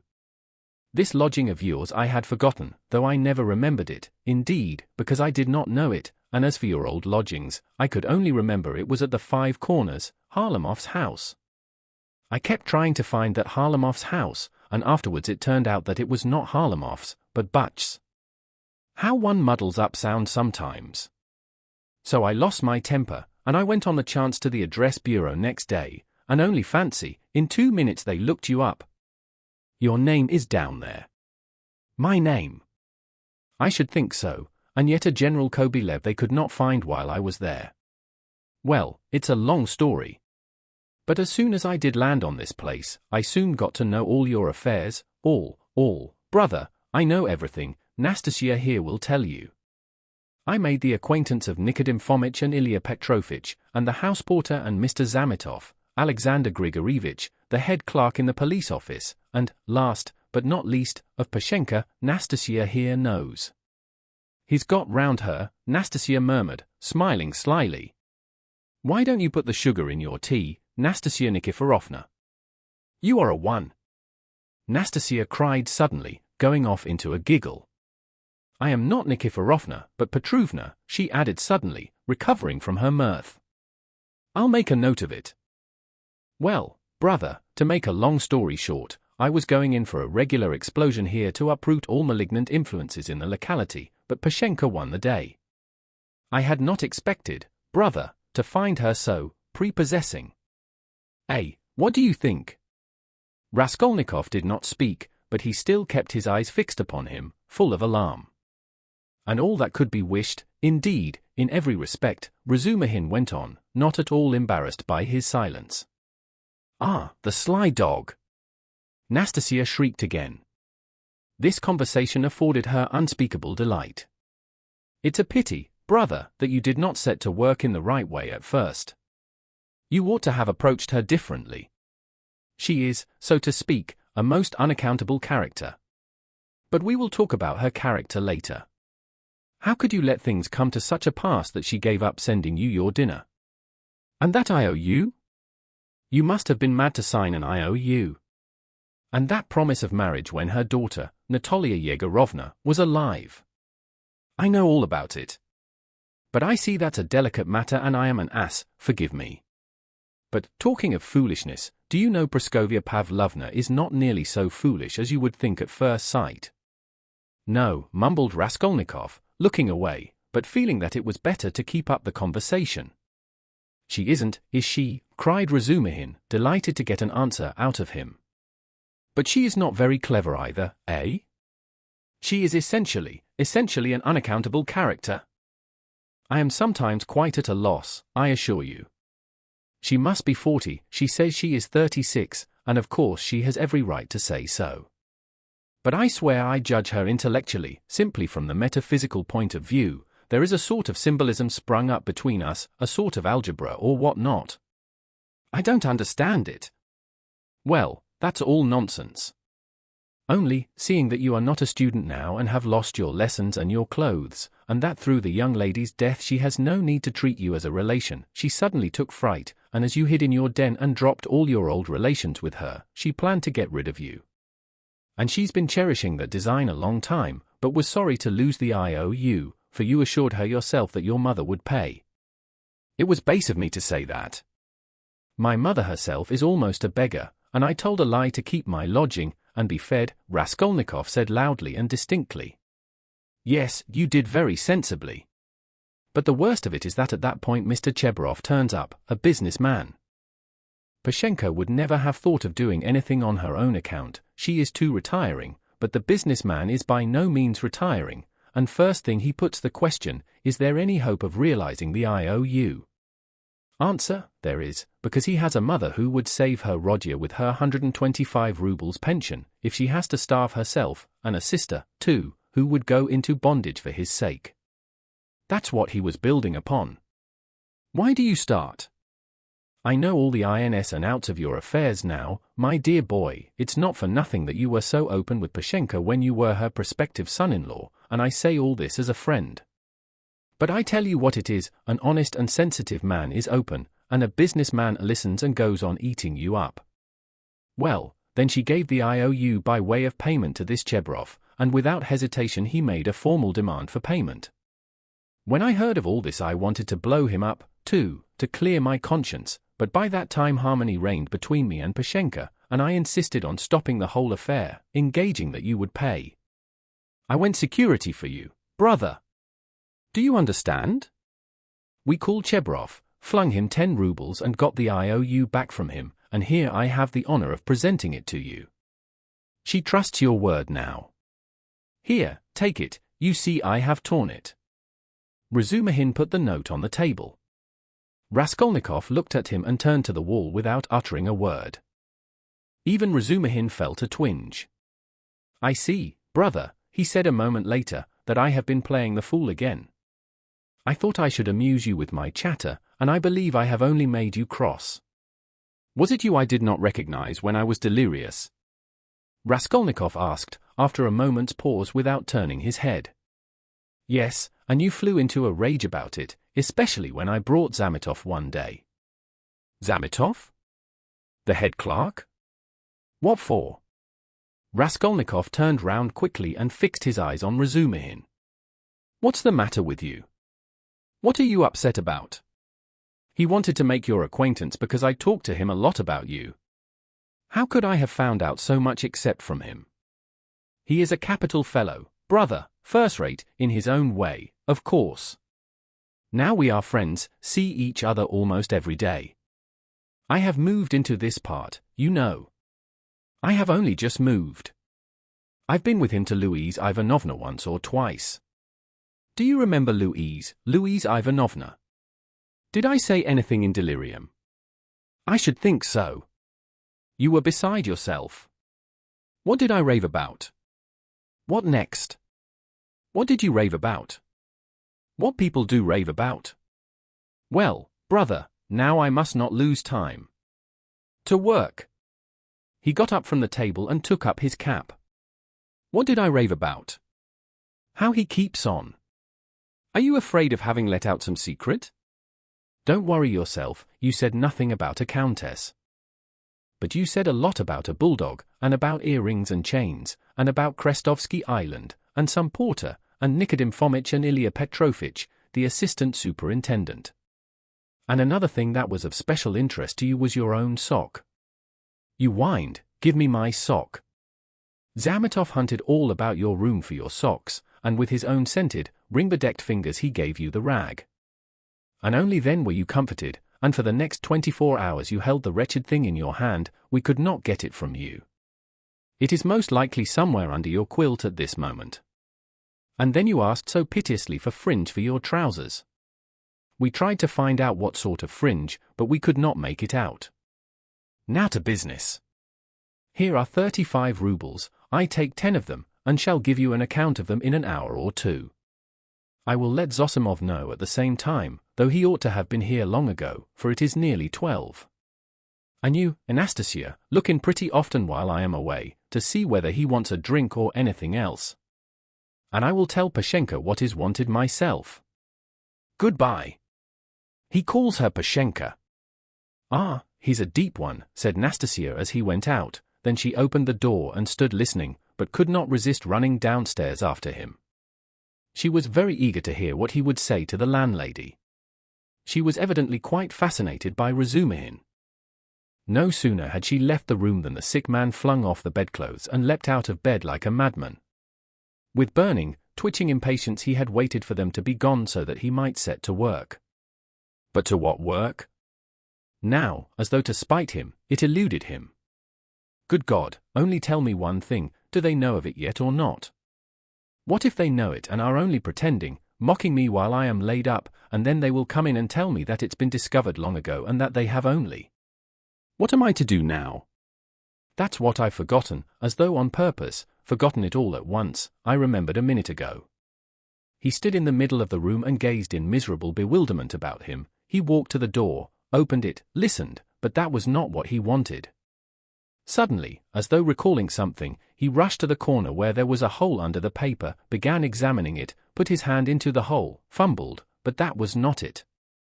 He went to the stove, opened it and began rummaging in the ashes. The frayed edges of his trousers and the rags cut off his pocket were lying there just as he had thrown them. No one had looked, then. Then he remembered the sock about which Razumihin had just been telling him. Yes, there it lay on the sofa under the quilt, but it was so covered with dust and grime that Zametov could not have seen anything on it. Bah, Zametov! The police office! And why am I sent for to the police office? Where's the notice? Bah! I am mixing it up, that was then. I looked at my sock then, too, but now I have been ill. But what did Samitov come for? Why did Razumihin bring him? He muttered, helplessly sitting on the sofa again. What does it mean? Am I still in delirium, or is it real? I believe it is real. Ah, I remember, I must escape. Make haste to escape. Yes, I must escape. Yes, but where? And where are my clothes? I've no boots. They've taken them away. They've hidden them. I understand. Ah, here is my coat, they passed that over. And here is money on the table, thank God. And here's the IOU. I'll take the money and go and take another lodging. They won't find me. Yes, but the address bureau? They'll find me, Razumihin will find me. Better escape altogether, far away, to America, and let them do their worst. And take the IOU, it would be of use there. What else shall I take? They think I am ill. They don't know that I can walk, ha ha ha. I could see by their eyes that they know all about it. If only I could get downstairs. And what if they have set a watch there at policeman? What's this tea? Ah, and here is beer left, half a bottle, cold. He snatched up the bottle, which still contained a glassful of beer, and gulped it down with relish, as though quenching a flame in his breast. But in another minute the beer had gone to his head, and a faint and even pleasant shiver ran down his spine. He lay down and pulled the quilt over him. His sick and incoherent thoughts grew more and more disconnected, and soon a light, pleasant drowsiness came upon him. With a sense of comfort he nestled his head into the pillow, wrapped more closely about him the soft, wadded quilt which had replaced the old, ragged greatcoat, sighed softly and sank into a deep, sound, refreshing sleep. He woke up, hearing someone come in. He opened his eyes and saw Razumihin standing in the doorway, uncertain whether to come in or not. Raskolnikov sat up quickly on the sofa and gazed at him, as though trying to recall something. Ah, you are not asleep. Here I am. Nastasia, bring in the parcel. Razumihin shouted down the stairs. You shall have the account directly. What time is it? Asked Raskolnikov, looking round uneasily. Yes, you had a fine sleep, brother, it's almost evening, it will be 6 o'clock directly. You have slept more than 6 hours. Good heavens! Have I? And why not? It will do you good. What's the hurry? A tryst, is it? We've all time before us. I've been waiting for the last 3 hours for you, I've been up twice and found you asleep. I've called on Zosimov twice, not at home, only fancy. But no matter, he will turn up. And I've been out on my own business, too. You know I've been moving today, moving with my uncle. I have an uncle living with me now. But that's no matter, to business. Give me the parcel, Nastasia. We will open it directly. And how do you feel now, brother? I am quite well, I am not ill. Razumihin, have you been here long? I tell you I've been waiting for the last 3 hours. No, before. How do you mean? How long have you been coming here? Why, I told you all about it this morning. Don't you remember? Raskolnikov pondered. The morning seemed like a dream to him. He could not remember alone, and looked inquiringly at Razumihin. Said the latter, he has forgotten. I fancied then that you were not quite yourself. Now you are better for your sleep. You really look much better. First rate. Well, to business. Look here, my dear boy. He began untying the bundle, which evidently interested him. Believe me, brother, this is something specially near my heart. For we must make a man of you. Let's begin from the top. Do you see this cap? He said, taking out of the bundle a fairly good though cheap and ordinary cap. Let me try it on.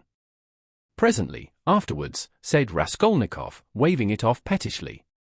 Come, Rodya, my boy, don't oppose it, afterwards will be too late, and I shan't sleep all night, for I bought it by guess, without measure."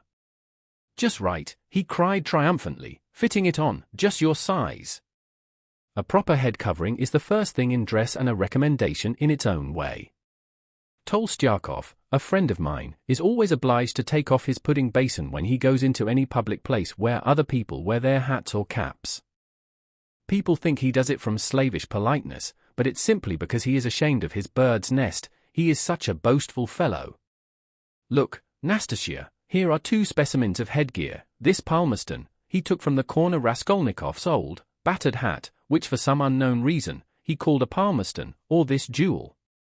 "Guess the price, Rodya. What do you suppose I paid for it, Nastasia?" he said, turning to her, seeing that Raskolnikov did not speak.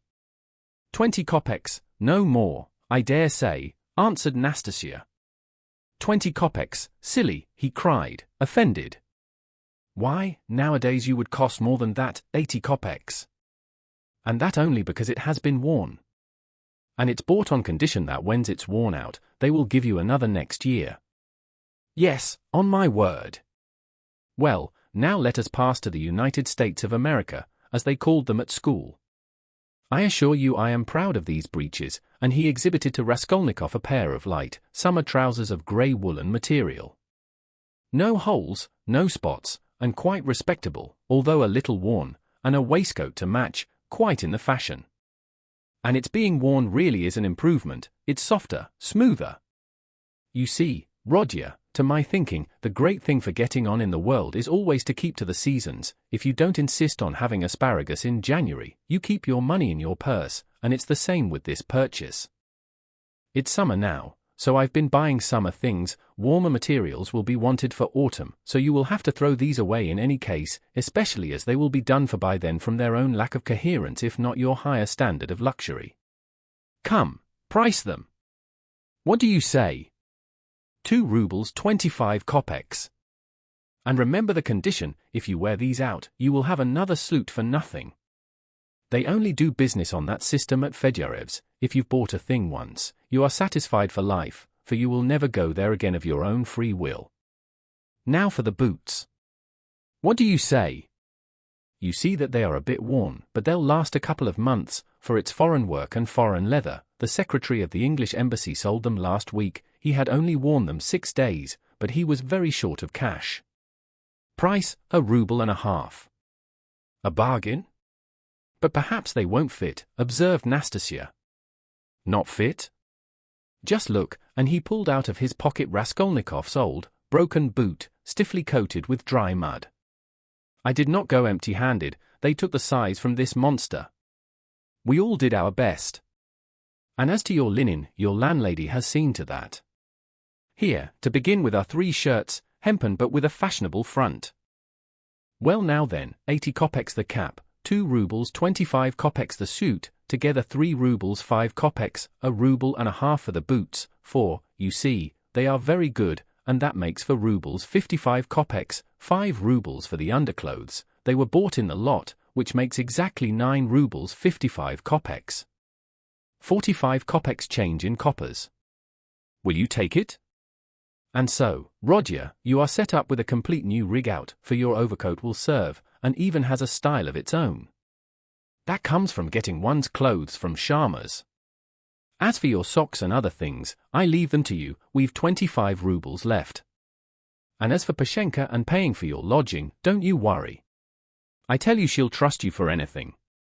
And now, brother, let me change your linen, for I dare say you will throw off your illness with your shirt. Let me be. I don't want to. Raskolnikov waved him off.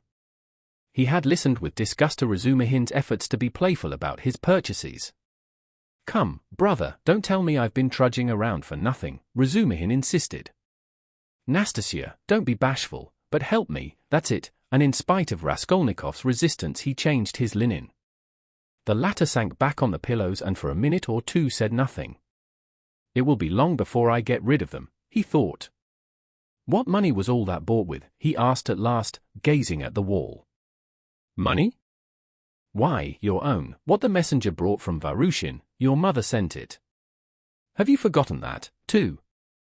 I remember now, said Raskolnikov after a long, sullen silence. Razumihin looked at him, frowning and uneasy. The door opened and a tall, stout man whose appearance seemed familiar to Raskolnikov came in. Chapter 4. Zosimov was a tall, fat man with a puffy, colorless, clean-shaven face and straight flaxen hair. He wore spectacles, and a big gold ring on his fat finger. He was 27. He had on a light grey fashionable loose coat, light summer trousers, and everything about him loose, fashionable and spick and span. His linen was irreproachable, his watch chain was massive. In manner he was slow and, as it were, nonchalant, and at the same time studiously free and easy. He made efforts to conceal his self-importance, but it was apparent at every instant. All his acquaintances found him tedious, but said he was clever at his work. "I've been to you twice today, brother." "You see, he's come to himself," cried Razumihin. I see. And how do we feel now, eh?" said Zosimov to Raskolnikov, watching him carefully and, sitting down at the foot of the sofa, he settled himself as comfortably as he could. "He is still depressed," Razumihin went on. "We've just changed his linen and he almost cried. That's very natural, you might have put it off if he did not wish it. His pulse is first-rate. Is your head still aching, eh?" "I am well, I am perfectly well," Raskolnikov declared positively and irritably. He raised himself on the sofa and looked at them with glittering eyes, but sank back onto the pillow at once and turned to the wall. Zosimov watched him intently. "Very good. Going on all right," he said lazily. "Has he eaten anything?" They told him, and asked what he might have. "He may have anything, soup, tea, mushrooms and cucumbers, of course, you must not give him. He'd better not have meat either, but no need to tell you that." Razumihin and he looked at each other. "No more medicine or anything. I'll look at him again tomorrow. Perhaps, today even, but never mind, tomorrow evening I shall take him for a walk," said Razumihin. "We are going to the Yusupov garden and then to the Palais de Cristal. I would not disturb him tomorrow at all, but I don't know, a little, maybe, but we'll see. Ack, what a nuisance. I've got a housewarming party tonight, it's only a step from here. Couldn't he come? He could lie on the sofa. You are coming?" Razumihin said to Zosimov. "Don't forget, you promised." "All right, only rather later." "What are you going to do?" "Oh, nothing, tea, vodka, herrings." "There will be a pie, or just our friends?" "And who?" "All neighbors here, almost all new friends, except my old uncle, and he is new too. He only arrived in Petersburg yesterday to see to some business of his. We meet once in 5 years. What is he?" "He's been stagnating all his life as a district postmaster, gets a little pension. He is 65, not worth talking about. But I am fond of him. Porfiry Petrovich, the head of the investigation department here. But you know him. Is he a relation of yours, too?" "A very distant one." "But why are you scowling?" "Because you quarreled once. Won't you come then?" "I don't care a damn for him." "So much the better. Well, there will be some students, a teacher, a government clerk, a musician, an officer, and Zametov. Do tell me, please, what you or he," Zosimov nodded at Raskolnikov, "can have in common with this Zametov." "Oh, you particular gentleman. Principles? You are worked by principles, as it were by springs. You won't venture to turn round on your own account. If a man is a nice fellow, that's the only principle I go upon. Zametov is a delightful person. Though he does take bribes." "Well, he does. And what of it?" "I don't care if he does take bribes," Razumihin cried with unnatural irritability. "I don't praise him for taking bribes. I only say he is a nice man in his own way. But if one looks at men in all ways, are there many good ones left? Why, I am sure I shouldn't be worth a baked onion myself, perhaps with you thrown in. That's too little, I'd give 2 for you. And I wouldn't give more than 1 for you. No more of your jokes. Zametov is no more than a boy. I can pull his hair and one must draw him, not repel him. You'll never improve a man by repelling him, especially a boy. One has to be twice as careful with a boy. Oh, you progressive dullards. You don't understand. You harm yourselves running another man down. But if you want to know, we really have something in common. I should like to know what. Why, it's all about a house painter. We're getting him out of a mess. Though indeed there's nothing to fear now. The matter is absolutely self-evident. We only put on steam. A painter. Why, haven't I told you about it? I only told you the beginning then about the murder of the old pawnbroker woman. Well, the painter is mixed up in it. Oh, I heard about that murder before and was rather interested in it, partly, for one reason. I read about it in the papers, too. Lizaveta was murdered, too, Nastasia blurted out, suddenly addressing Raskolnikov. She remained in the room all the time, standing by the door listening. Lizaveta, murmured Raskolnikov hardly audibly. Lizaveta, who sold old clothes. Didn't you know her? She used to come here. She mended a shirt for you, too. Raskolnikov turned to the wall where in the dirty, yellow paper he picked out one clumsy, white flower with brown lines on it and began examining how many petals there were in it, how many scallops in the petals and how many lines on them. He felt his arms and legs as lifeless as though they had been cut off. He did not attempt to move, but stared obstinately at the flower. But what about the painter? Zosimov interrupted Nastasia's chatter with marked displeasure. She sighed and was silent. Why, he was accused of the murder, Razumihin went on hotly. Was there evidence against him then? Evidence, indeed. Evidence that was no evidence, and that's what we have to prove. It was just as they pitched on those fellows, Koch and Pestriakov, at first. Phoo! How stupidly it's all done, it makes one sick, though it's not one's business. Pestriakov may be coming tonight. By the way, Rodya, you've heard about the business already. It happened before you were ill, the day before you fainted at the police office while they were talking about it. Zosimov looked curiously at Raskolnikov. He did not stir. But I say, Razumihin, I wonder at you. What a busybody you are. Zosimov observed. Maybe I am, but we will get him off anyway, shouted Razumihin, bringing his fist down on the table. What's the most offensive is not their lying. One can always forgive lying. Lying is a delightful thing, for it leads to truth. What is offensive is that they lie and worship their own lying. I respect Porfiry, but what threw them out at first? The door was locked, and when they came back with the porter it was open. So it followed that Koch and Pestriakov were the murderers. That was their logic. But don't excite yourself, they simply detained them, they could not help that. And, by the way, I've met that man Kohl. He used to buy unredeemed pledges from the old woman? Eh? Yes, he is a swindler. He buys up bad debts, too. He makes a profession of it. But enough of him. Do you know what makes me angry? It's their sickening, rotten, petrified routine. And this case might be the means of introducing a new method. One can show from the psychological data alone how to get on the track of the real man. We have facts, they say. But facts are not everything, at least half the business lies in how you interpret them. Can you interpret them, then? Anyway, one can't hold one's tongue when one has a feeling, a tangible feeling, that one might be a help if only. Eh? Do you know the details of the case? I am waiting to hear about the painter. Oh, yes. Well, here's the story. Early on the third day after the murder, when they were still dandling Koch and Pestriakov, though they accounted for every step they took and it was as plain as a pikestaff, an unexpected fact turned up. A peasant called Dushkin, who keeps a dram shop facing the house, brought to the police office a jeweller's case containing some gold earrings, and told a long rigmarole.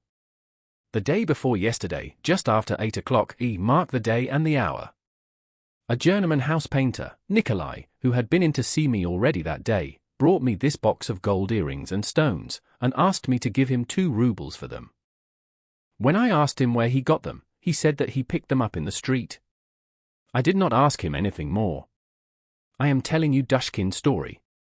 I gave him a note, a ruble that is, for I thought if he did not pawn it with me he would with another. It would all come to the same thing, he'd spend it on drink, so the thing had better be with me. The further you hide it the quicker you will find it, and if anything turns up, if I hear any rumors, I'll take it to the police.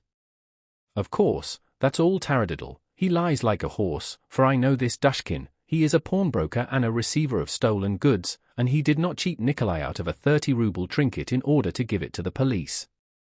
He was simply afraid. But no matter, to return to Dushkin's story. I've known this peasant, Nikolai Dementiv, from a child, he comes from the same province and district of Zaraisk, we are both Ryazan men. And though Nikolai is not a drunkard, he drinks, and I knew he had a job in that house, painting work with Dmitri, who comes from the same village, too. As soon as he got the ruble he changed it, had a couple of glasses, took his change and went out. But I did not see Dmitri with him then. And the next day I heard that someone had murdered Alyona Ivanovna and her sister, Lizaveta Ivanovna, with an axe. I knew them, and I felt suspicious about the earrings at once, for I knew the murdered woman lent money on pledges. I went to the house, and began to make careful inquiries without saying a word to anyone. First of all I asked, "Is Nikolai here?" Dmitri told me that Nikolai had gone off on the spree, he had come home at daybreak drunk, stayed in the house about 10 minutes, and went out again. Dmitri didn't see him again and is finishing the job alone. And their job is on the same staircase as the murder, on the 2nd floor. When I heard all that I did not say a word to anyone, that's Dushkin's tale, but I found out what I could about the murder, and went home feeling as suspicious as ever. And at 8 o'clock this morning, that was the 3rd day, you understand, I saw Nikolai coming in, not sober, though not to say very drunk, he could understand what was said to him. He sat down on the bench and did not speak. There was only one stranger in the bar and a man I knew asleep on a bench and our 2 boys.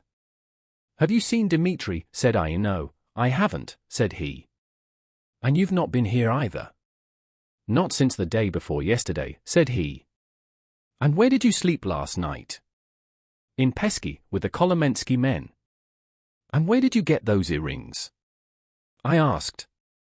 "I found them in the street, and the way he said it was a bit queer, he did not look at me."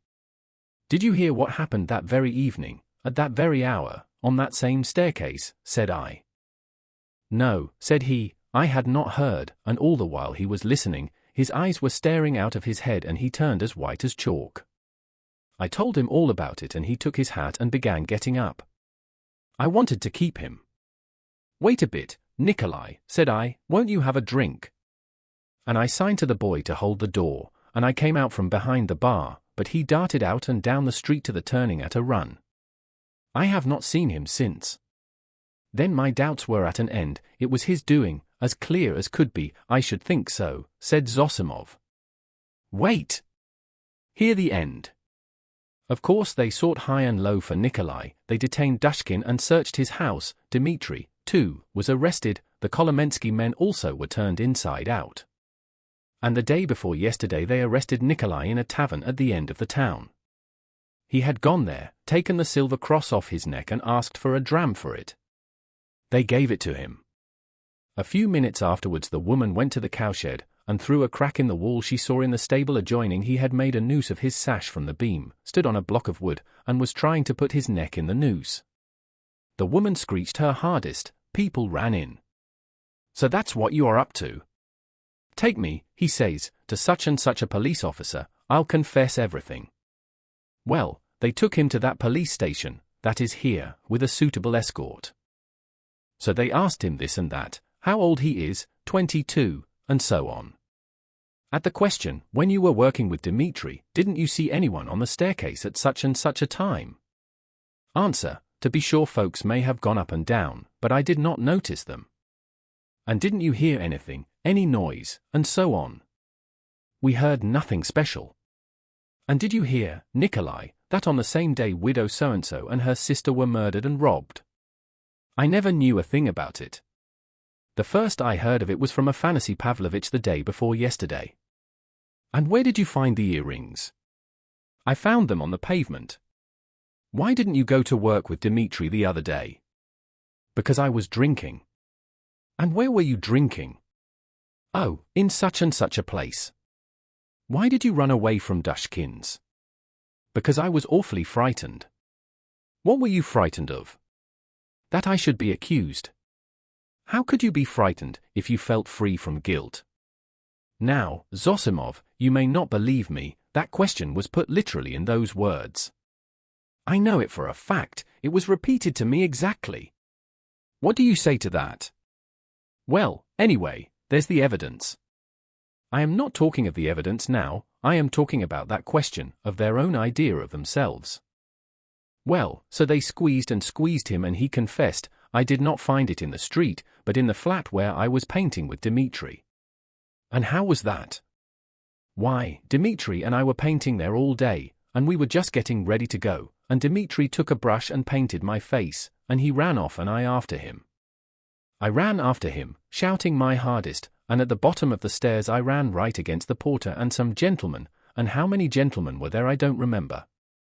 And the porter swore at me, and the other porter swore, too, and the porter's wife came out and swore at us, too, and a gentleman came into the entry with a lady, and he swore at us, too, for Dmitri and I lay right across the way. I got hold of Dmitri's hair and knocked him down and began beating him. And Dmitri, too, caught me by the hair and began beating me. But we did it all not for temper but in a friendly way, for sport. And then Dmitri escaped and ran into the street, and I ran after him, but I did not catch him, and went back to the flat alone. I had to clear up my things. I began putting them together, expecting Dmitri to come, and there in the passage, in the corner by the door, I stepped on the box. I saw it lying there wrapped up in paper. I took off the paper, saw some little hooks, undid them, and in the box were the earrings. Behind the door? Lying behind the door? Behind the door. Raskolnikov cried suddenly, staring with a blank look of terror at Razumihin, and he slowly sat up on the sofa, leaning on his hand. Yes, why? What's the matter? What's wrong? Razumihin, too, got up from his seat. Nothing, Raskolnikov answered faintly, turning to the wall. All were silent for a while.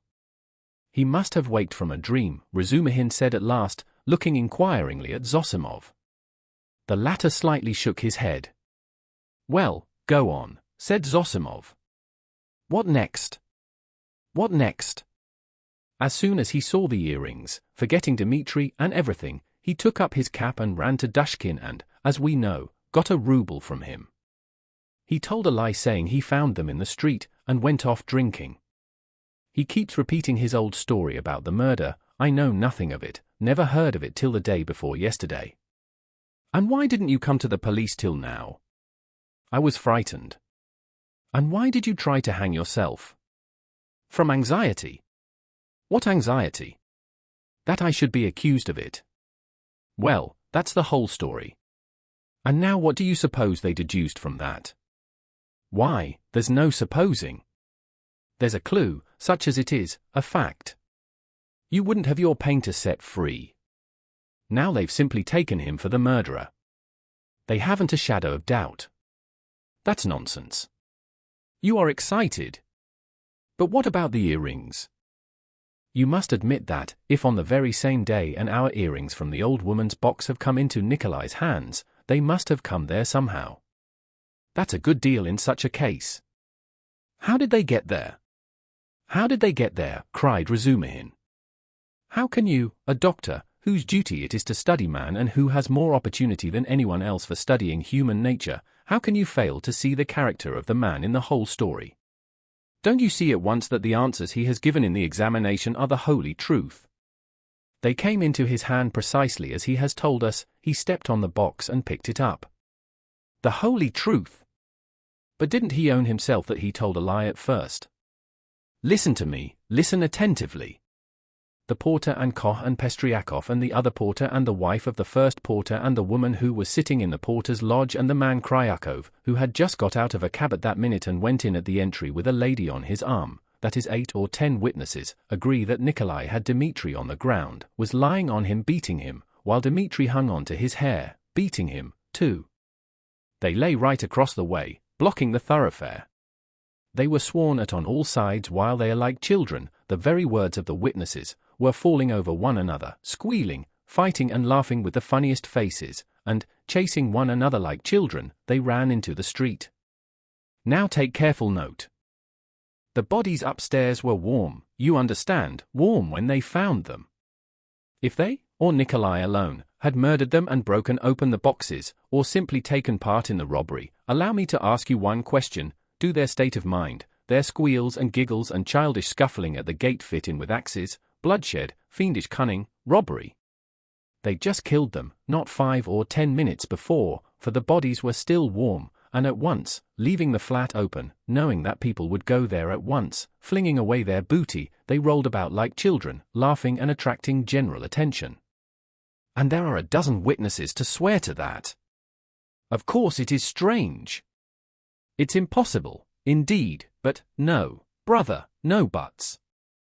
And if the earrings being found in Nikolai's hands at the very day and hour of the murder constitutes an important piece of circumstantial evidence against him, although the explanation given by him accounts for it, and therefore it does not tell seriously against him, one must take into consideration the facts which prove him innocent, especially as they are facts that cannot be denied. And do you suppose, from the character of our legal system, that they will accept, or that they are in a position to accept, this fact, resting simply on a psychological impossibility, as irrefutable and conclusively breaking down the circumstantial evidence for the prosecution? No, they won't accept it, they certainly won't, because they found the jewel case and the man tried to hang himself, which he could not have done if he hadn't felt guilty. That's the point, that's what excites me, you must understand. Oh, I see you are excited. Wait a bit. I forgot to ask you, what proof is there that the box came from the old woman? That's been proved, said Razumihin with apparent reluctance, frowning. Cobb recognized the jewel case and gave the name of the owner, who proved conclusively that it was his. That's bad. Now another point. Did anyone see Nikolai at the time that Koch and Pestriakov were going upstairs at first, and is there no evidence about that? Nobody did see him, Razumihin answered with vexation. That's the worst of it. Even Koch and Pestriakov did not notice them on their way upstairs, though, indeed, their evidence could not have been worth much.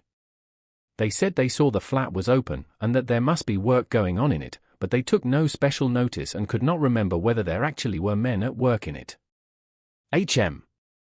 So the only evidence for the defense is that they were beating one another and laughing. That constitutes a strong presumption, but how do you explain the facts yourself? How do I explain them? What is there to explain? It's clear. At any rate, the direction in which explanation is to be sought is clear, and the jewel case points to it. The real murderer dropped those earrings. The murderer was upstairs, locked in, when Koch and Pestriakov knocked at the door. Koch, like an ass, did not stay at the door, so the murderer popped out and ran down, too, for he had no other way of escape. He hid from Koch, Pestriakov and the porter in the flat when Nikolai and Dmitri had just run out of it. He stopped there while the porter and others were going upstairs, waited till they were out of hearing, and then went calmly downstairs at the very minute when Dmitri and Nikolai ran out into the street and there was no one in the entry. Possibly he was seen, but not noticed. There are lots of people going in and out. He must have dropped the earrings out of his pocket when he stood behind the door, and did not notice he dropped them, because he had other things to think of. The jewel case is a conclusive proof that he did stand there. That's how I explain it. Too clever. No, my boy, you're too clever. That beats everything. But why? Why, because everything fits too well, it's too melodramatic. Ack! Razumihin was exclaiming, but at that moment the door opened and a personage came in who was a stranger to all present. Chapter 5. This was a gentleman no longer young, of a stiff and portly appearance, and a cautious and sour countenance. He began by stopping short in the doorway, staring about him with offensive and undisguised astonishment, as though asking himself what sort of place he had come to. Mistrustfully and with an affectation of being alarmed and almost affronted, he scanned Raskolnikov's low and narrow cabin. With the same amazement he stared at Raskolnikov, who lay undressed, disheveled, unwashed, on his miserable dirty sofa, looking fixedly at him. Then with the same deliberation he scrutinized the uncouth, unkempt figure and unshaven face of Razumihin, who looked him boldly and inquiringly in the face without rising from his seat. A constrained silence lasted for a couple of minutes, and then, as might be expected, some scene-shifting took place. Reflecting, probably from certain fairly unmistakable signs, that he would get nothing in this cabin by attempting to overawe them, the gentleman softened somewhat, and civilly, though with some severity, emphasizing every syllable of his question, addressed Zosimov, Rodion Romanovich Raskolnikov, a student, or formerly a student. Zosimov made a slight movement, and would have answered, had not Razumihin anticipated him.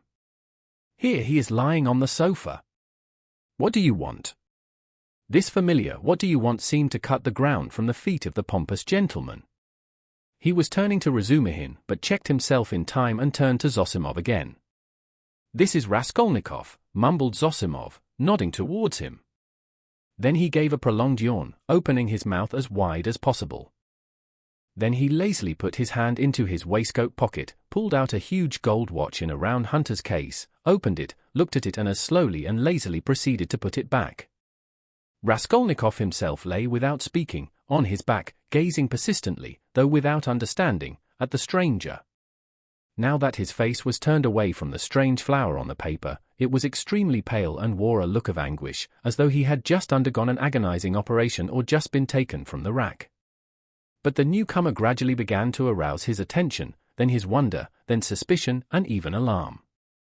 When Zosimov said "this is Raskolnikov," he jumped up quickly, sat on the sofa and with an almost defiant, but weak and breaking, voice articulated, "Yes, I am Raskolnikov.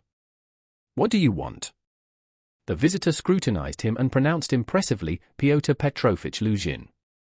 I believe I have reason to hope that my name is not wholly unknown to you." But Raskolnikov, who had expected something quite different, gazed blankly and dreamily at him, making no reply, as though he heard the name of Pyotr Petrovich for the first time. "Is it possible that you can up to the present have received no information?" asked Pyotr Petrovich, somewhat disconcerted. In reply Raskolnikov sank languidly back on the pillow, put his hands behind his head and gazed at the ceiling. A look of dismay came into Luzhin's face. Zosimov and Razumihin stared at him more inquisitively than ever, and at last he showed unmistakable signs of embarrassment. "I had presumed and calculated," he faltered, "that a letter posted more than 10 days, if not a fortnight ago. I say, why are you standing in the doorway?" Razumihin interrupted suddenly. "If you've something to say, sit down. Nastasia and you are so crowded. Nastasia, make room. Here's a chair, thread your way in." He moved his chair back from the table, made a little space between the table and his knees, and waited in a rather cramped position for the visitor to thread his way in. The minute was so chosen that it was impossible to refuse, and the visitor squeezed his way through, hurrying and stumbling. Reaching the chair, he sat down, looking suspiciously at Razumihin. "No need to be nervous," the latter blurted out. "Rodia has been ill for the last 5 days and delirious for 3, but now he is recovering and has got an appetite. This is his doctor, who has just had a look at him. I am a comrade of Rodia's, like him, formerly a student, and now I am nursing him, so don't you take any notice of us, but go on with your business." "Thank you. But shall I not disturb the invalid by my presence and conversation?" Pyotr Petrovich asked of Zosimov. "No," mumbled Zosimov, "you may amuse him." He yawned again. "He has been conscious a long time, since the morning," went on Razumihin, whose familiarity seemed so much like unaffected good nature that Pyotr Petrovich began to be more cheerful, partly, perhaps, because this shabby and impudent person had introduced himself as a student. "Your mamma," began Luzhin. Razumihin cleared his throat loudly. Luzhin looked at him inquiringly. "That's all right, go on." Luzhin shrugged his shoulders. "Your mamma had commenced a letter to you while I was sojourning in her neighborhood. On my arrival here I purposely allowed a few days to elapse before coming to see you, in order that I might be fully assured that you were in full possession of the tidings, but now, to my astonishment, I know.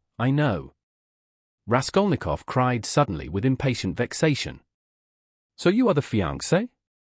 I know, and that's enough. There was no doubt about Pyotr Petrovich's being offended this time, but he said nothing. He made a violent effort to understand what it all meant. There was a moment's silence.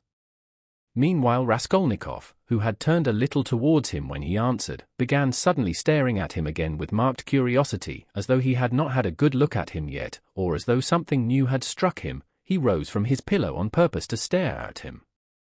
There certainly was something peculiar in Pyotr Petrovich's whole appearance, something which seemed to justify the title of fiancé so unceremoniously applied to him.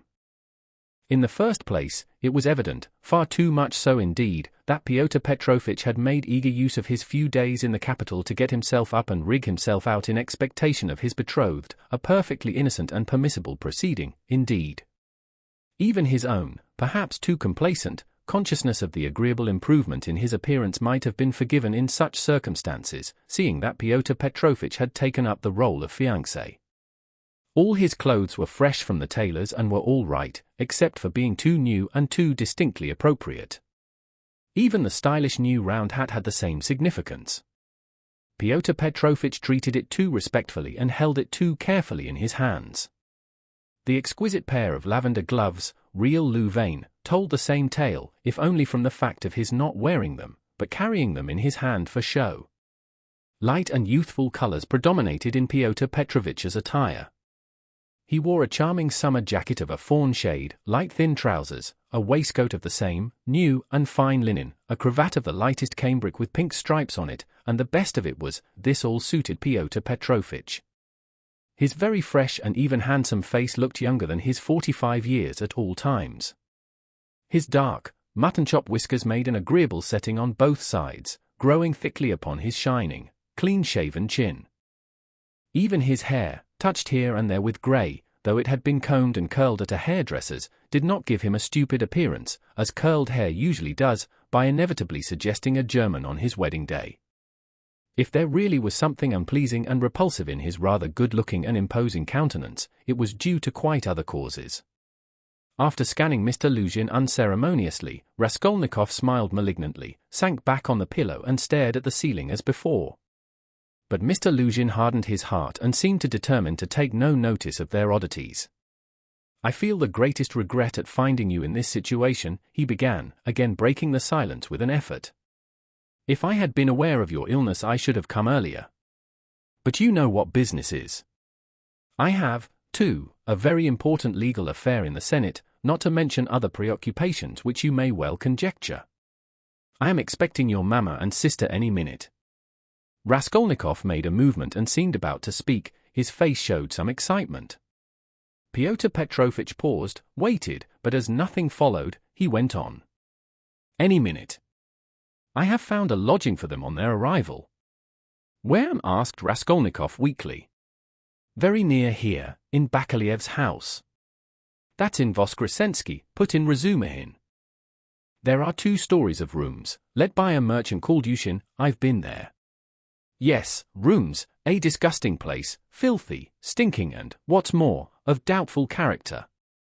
Things have happened there, and there are all sorts of queer people living there.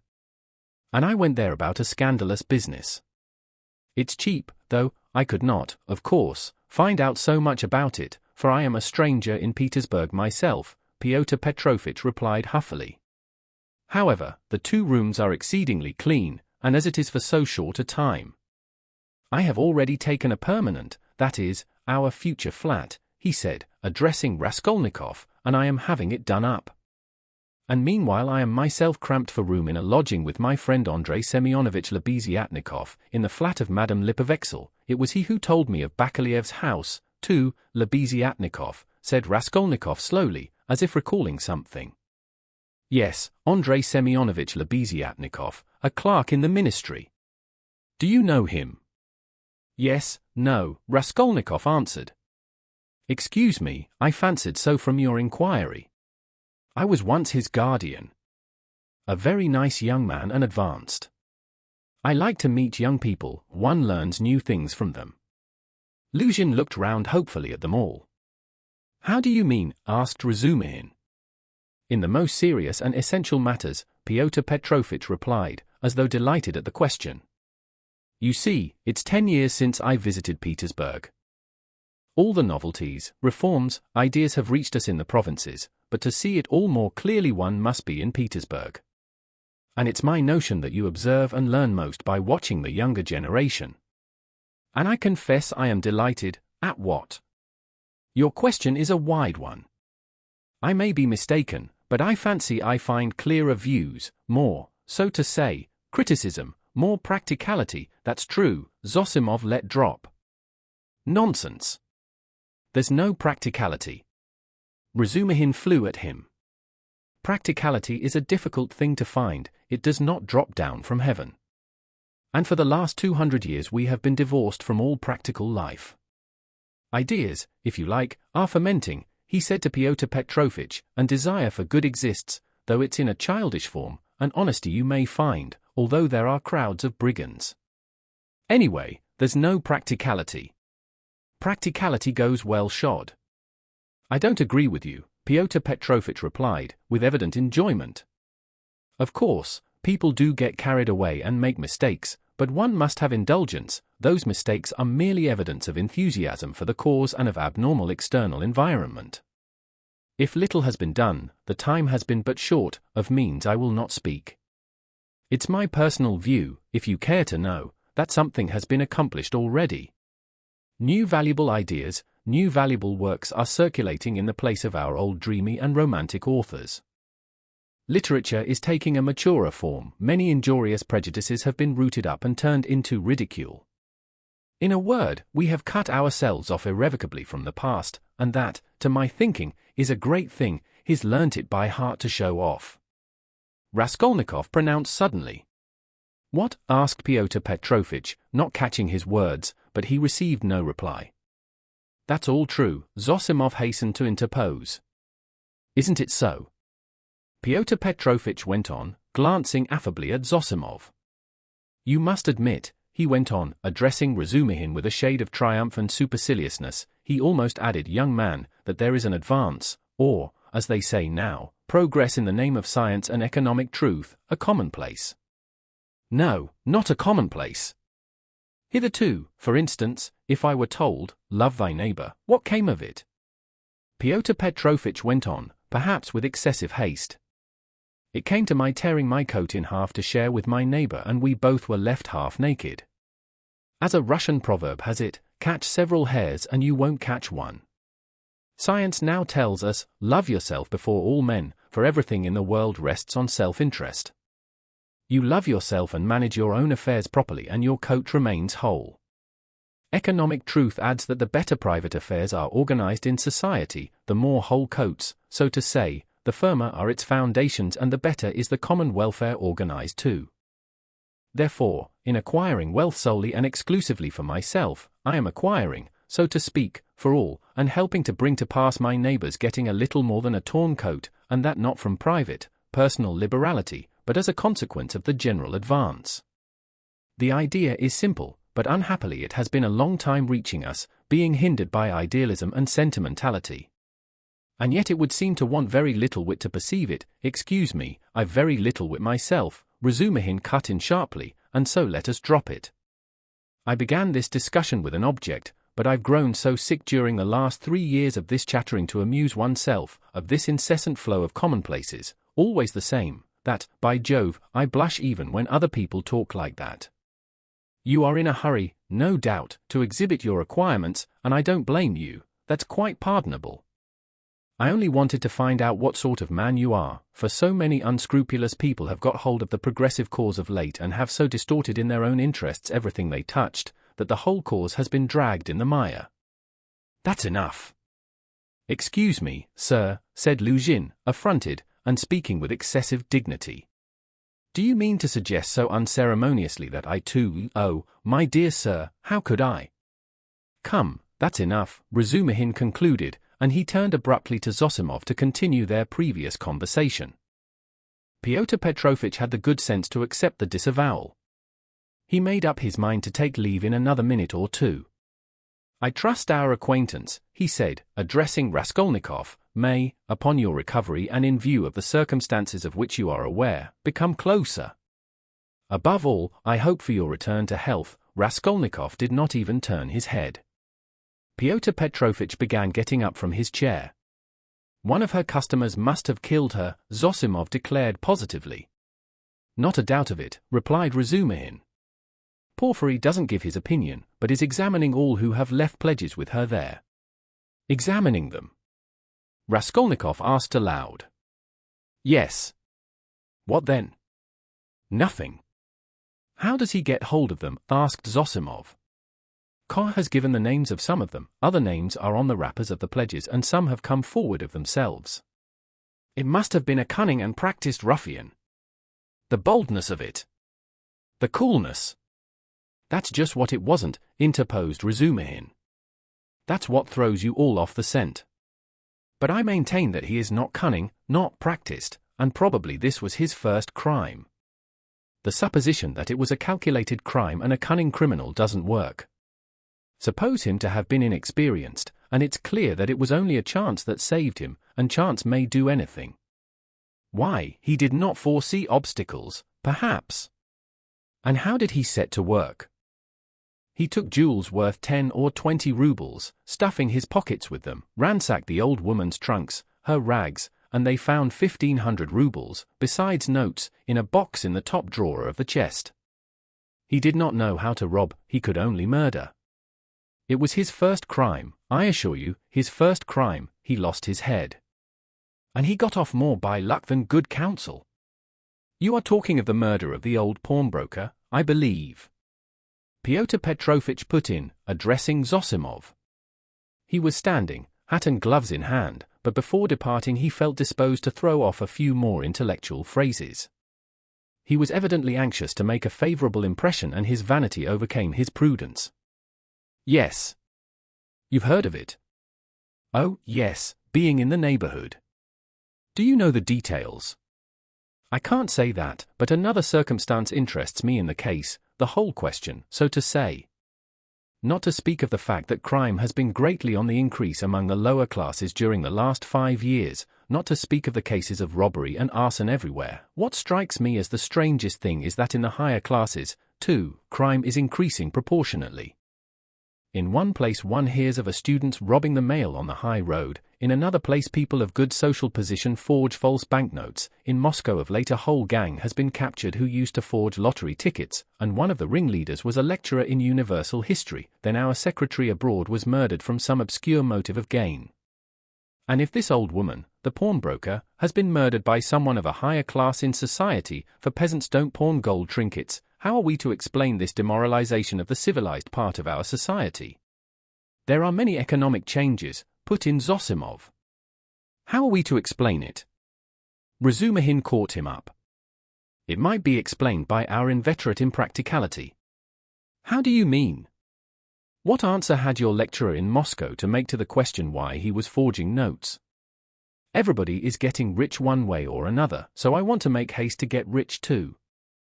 I don't remember the exact words, but the upshot was that he wants money for nothing, without waiting or working.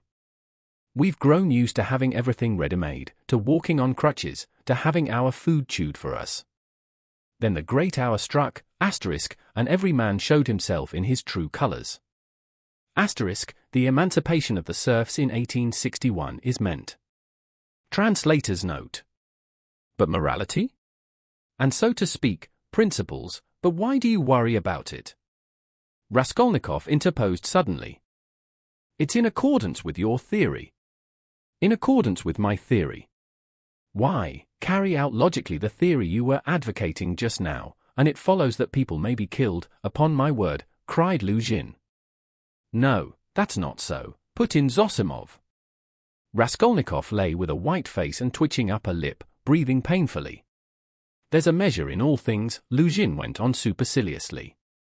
Economic ideas are not an incitement to murder, and one has but to suppose, and is it true? Raskolnikov interposed once more suddenly, again in a voice quivering with fury and delight in insulting him, is it true that you told your fiancée, within an hour of her acceptance, that what pleased you most was that she was a beggar, because it was better to raise a wife from poverty so that you may have complete control over her, and reproach her with your being her benefactor? Upon my word, Luzhin cried wrathfully and irritably, crimson with confusion, to distort my words in this way. Excuse me, allow me to assure you that the report which has reached you, or rather, let me say, has been conveyed to you, has no foundation in truth, and I suspect who, in a word, this arrow, in a word, your mamma. She seemed to me in other things, with all her excellent qualities, of a somewhat high-flown and romantic way of thinking. But I was 1,000 miles from supposing that she would misunderstand and misrepresent things in so fanciful a way. And indeed, I tell you what, cried Raskolnikov, raising himself on his pillow and fixing his piercing, glittering eyes upon him, I tell you what. What? Luzhin stood still, waiting with a defiant and offended face. Silence lasted for some seconds. Why, if ever again, you dare to mention a single word about my mother, I shall send you flying downstairs. What's the matter with you? Cried Razumihin. So that's how it is. Luzhin turned pale and bit his lip. Let me tell you, sir, he began deliberately, doing his utmost to restrain himself but breathing hard, at the first moment I saw you you were ill-disposed to me, but I remained here on purpose to find out more. I could forgive a great deal in a sick man and a connection, but you, and never after this, I am not ill, cried Raskolnikov. So much the worse, go to hell. But Luzhin was already leaving without finishing his speech, squeezing between the table and the chair. Razumihin got up this time to let him pass. Without glancing at anyone, and not even nodding to Zosimov, who had for some time been making signs to him to let the sick man alone, he went out, lifting his hat to the level of his shoulders to avoid crushing it as he stooped to go out of the door. And even the curve of his spine was expressive of the horrible insult he had received. How could you? How could you? Razumihin said, shaking his head in perplexity. Let me alone, all of you. Raskolnikov cried in a frenzy. Will you ever leave off tormenting me? I am not afraid of you. I am not afraid of anyone now. Get away from me. I want to be alone. Come along, said Zosimov, nodding to Razumihin. But we can't leave him like this. Come along, Zosimov repeated insistently, and he went out. Razumihin thought a minute and ran to overtake him. It might be worse not to obey him, said Zosimov on the stairs. He mustn't be irritated. What's the matter with him? If only he could get some favorable shock, that's what would do it. At first he was better. You know he has got something on his mind. Some fixed idea weighing on him. I am very much afraid so, he must have. Perhaps it's that gentleman, Pyotr Petrovich. From his conversation I gather he is going to marry his sister, and that he had received a letter about it just before his illness. Yes, confound the man. He may have upset the case altogether. But have you noticed, he takes no interest in anything, he does not respond to anything except one point on which he seems excited, that's the murder. Yes, Razumihin agreed, I noticed that, too. He is interested, frightened. It gave him a shock on the day he was ill in the police office, he fainted. Tell me more about that this evening and I'll tell you something afterwards. He interests me very much. In half an hour I'll go and see him again. There'll be no inflammation though. Thanks.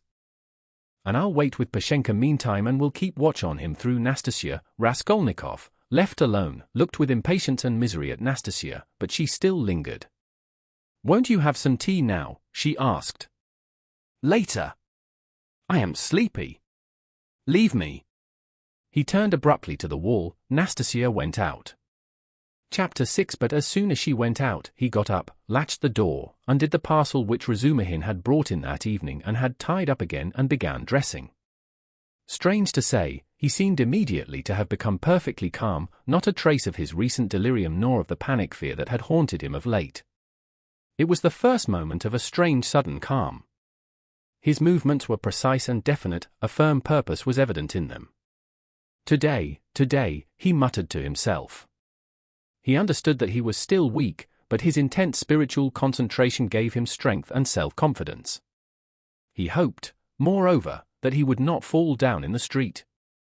When he had dressed in entirely new clothes, he looked at the money lying on the table, and after a moment's thought put it in his pocket. It was 25 rubles. He took also all the copper change from the 10 rubles spent by Razumihin on the clothes. Then he softly unlatched the door, went out, slipped downstairs and glanced in at the open kitchen door. Nastasia was standing with her back to him, blowing up the landlady's samovar. She heard nothing. Who would have dreamed of his going out, indeed? A minute later he was in the street. It was nearly 8 o'clock, the sun was setting. It was as stifling as before, but he eagerly drank in the stinking, dusty town air. His head felt rather dizzy, a sort of savage energy gleamed suddenly in his feverish eyes and his wasted, pale and yellow face. He did not know and did not think where he was going. He had one thought only, that all this must be ended today, once for all, immediately, that he would not return home without it, because he would not go on living like that. How, with what to make an end? He had not an idea about it, he did not even want to think of it. He drove away thought tortured him. All he knew, all he felt was that everything must be changed one way or another, he repeated with desperate and immovable self-confidence and determination. From old habit he took his usual walk in the direction of the Hay Market. A dark-haired young man with a barrel organ was standing in the road in front of a little general shop and was grinding out a very sentimental song. He was accompanying a girl of 15, who stood on the pavement in front of him. She was dressed up in a crinoline, a mantle and a straw hat with a flame-colored feather in it, all very old and shabby. In a strong and rather agreeable voice, cracked and coarsened by street singing, she sang in hope of getting a copper from the shop. Raskolnikov joined 2 or 3 listeners, took out a 5-kopeck piece and put it in the girl's hand. She broke off abruptly on a sentimental high note, shouted sharply to the organ grinder, "Come on," and both moved on to the next shop. "Do you like street music?" said Raskolnikov, addressing a middle-aged man standing idly by him. The man looked at him, startled and wondering. "I love to hear singing to a street organ," said Raskolnikov, and his manner seemed strangely out of keeping with the subject. "I like it on cold, dark, damp autumn evenings. They must be damp, when all the passers-by have pale green, sickly faces, or better still when wet snow is falling straight down, when there's no wind, you know what I mean. And the street lamps shine through it, I don't know." "Excuse me," muttered the stranger, frightened by the question and Raskolnikov's strange manner, and he crossed over to the other side of the street. Raskolnikov walked straight on and came out at the corner of the Hay Market, where the huckster and his wife had talked with Lizaveta, but they were not there now. Recognizing the place, he stopped, looked round and addressed a young fellow in a red shirt who stood gaping before a corn chandler's shop. "Isn't there a man who keeps a booth with his wife at this corner?" "All sorts of people keep booths here," answered the young man, glancing superciliously at Raskolnikov. "What's his name?" "What he was christened." "Aren't you a Zaraisky man, too?" "Which province?" The young man looked at Raskolnikov again. "It's not a province, Your Excellency, but a district." "Graciously forgive me, Your Excellency." "Is that a tavern at the top there?" "Yes, it's an eating house and there's a billiard room and you'll find princesses there too." "La la!" Raskolnikov crossed the square. In that corner there was a dense crowd of peasants. He pushed his way into the thickest part of it, looking at the faces. He felt an unaccountable inclination to enter into conversation with people. But the peasants took no notice of him, they were all shouting in groups together. He stood and thought a little and took a turning to the right in the direction of V. He had often crossed that little street which turns at an angle, leading from the marketplace to Sadovy Street. Of late he had often felt drawn to wander about this district, when he felt depressed, that he might feel more so. Now he walked along, thinking of nothing. At that point there is a great block of buildings, entirely let out in dram shops and eating houses. Women were continually running in and out, bareheaded and in their indoor clothes. Here and there they gathered in groups, on the pavement, especially about the entrances to various festive establishments in the lower stories. From one of these a loud din, sounds of singing, the tinkling of a guitar and shouts of merriment, floated into the street. A crowd of women were thronging round the door, some were sitting on the steps, others on the pavement, others were standing talking. A drunken soldier, smoking a cigarette, was walking near them in the road, swearing. He seemed to be trying to find his way somewhere, but had forgotten where. One beggar was quarreling with another, and a man dead drunk was lying right across the road. Raskolnikov joined the throng of women who were talking in husky voices. They were bareheaded and wore cotton dresses and goatskin shoes. There were women of 40 and some not more than 17, almost all had blackened eyes. He felt strangely attracted by the singing and all the noise and uproar in the saloon below. Someone could be heard within dancing frantically, marking time with his heels to the sounds of the guitar and of a thin falsetto voice singing a jaunty air. He listened intently, gloomily and dreamily, bending down at the entrance and peeping inquisitively in from the pavement. "Oh, my handsome soldier, don't beat me for nothing," trilled the thin voice of the singer. Raskolnikov felt a great desire to make out what he was singing, as though everything depended on that. "Shall I go in?" he thought. "They are laughing. From drink. Shall I get drunk?" "Won't you come in?" one of the women asked him. Her voice was still musical and less thick than the others. She was young and not repulsive, the only one of the group. "Why, she's pretty," he said, drawing himself up and looking at her. She smiled, much pleased at the compliment. "You're very nice looking yourself," she said. "Isn't he thin though?" observed another woman in a deep bass. "Have you just come out of a hospital?"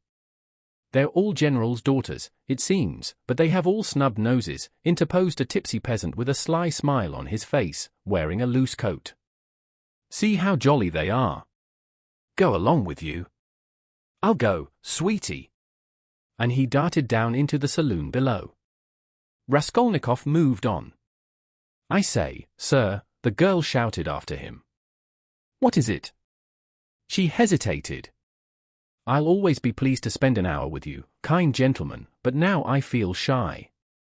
Give me 6 kopecks for a drink, there's a nice young man." Raskolnikov gave her what came first, 15 kopecks.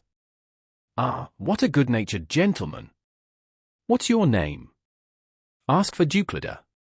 "Well, that's too much," one of the women observed, shaking her head at Duklida. "I don't know how you can ask like that. I believe I should drop with shame." Raskolnikov looked curiously at the speaker. She was a pock-marked wench of 30, covered with bruises, with her upper lip swollen. She made her criticism quietly and earnestly.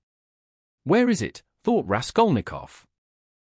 "Where is it I've read that someone condemned to death says or thinks, an hour before his death, that if he had to live on some high rock, on such a narrow ledge that he'd only room to stand, and the ocean, everlasting darkness, everlasting solitude, everlasting tempest around him, if he had to remain standing on a square yard of space all his life, 1,000 years, eternity, it were better to live so than to die at once.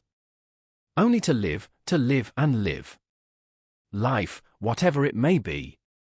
How true it is. Good God, how true. Man is a vile creature. And vile is he who calls him vile for that," he added a moment later. He went into another street. "Bah, the Palais de Cristal." Razumihin was just talking of the Palais de Cristal. "But what on earth was it I wanted?" "Yes, the newspapers." Zosimov said he'd read it in the papers. "Have you the papers?" he asked, going into a very spacious and positively clean restaurant, consisting of several rooms, which were, however, rather empty. 2 or 3 people were drinking tea, and in a room further away were sitting 4 men drinking champagne. Raskolnikov fancied that Zametov was one of them, but he could not be sure at that distance.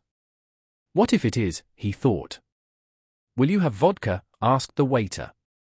"Give me some tea and bring me the papers, the old ones for the last 5 days, and I'll give you something." "Yes, sir, here's today's." "No vodka?" The old newspapers and the tea were brought. Raskolnikov sat down and began to look through them. "Oh, damn, these are the items of intelligence. An accident on a staircase, spontaneous combustion of a shopkeeper from alcohol, a fire in Pesky, a fire in the Petersburg Quarter, another fire in the Petersburg Quarter, and another fire in the Petersburg Quarter. Ah, here it is." He found at last what he was seeking and began to read it. The lines danced before his eyes, but he read it all and began eagerly seeking later editions in the following numbers. His hands shook with nervous impatience as he turned the sheets. Suddenly someone sat down beside him at his table.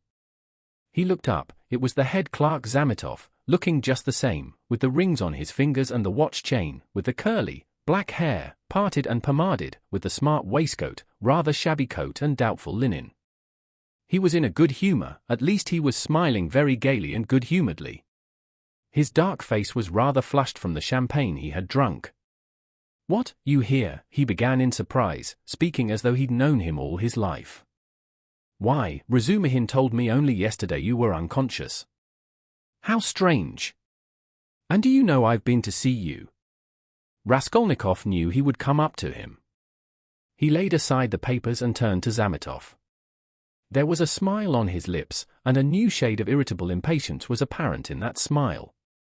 "I know you have," he answered. "I've heard it. You looked for my sock. And you know Razumihin has lost his heart to you? He says you've been with him to Louise Ivanovna's, you know, the woman you tried to befriend, for whom you winked to the explosive lieutenant and he would not understand. Do you remember? How could he fail to understand? It was quite clear, wasn't it? What a hot head he is. The explosive one. No, your friend Razumihin. You must have a jolly life, Mr. Zametov, entrance free to the most agreeable places. Who's been pouring champagne into you just now? We've just been having a drink together. You talk about pouring it into me. By way of a fee. You profit by everything.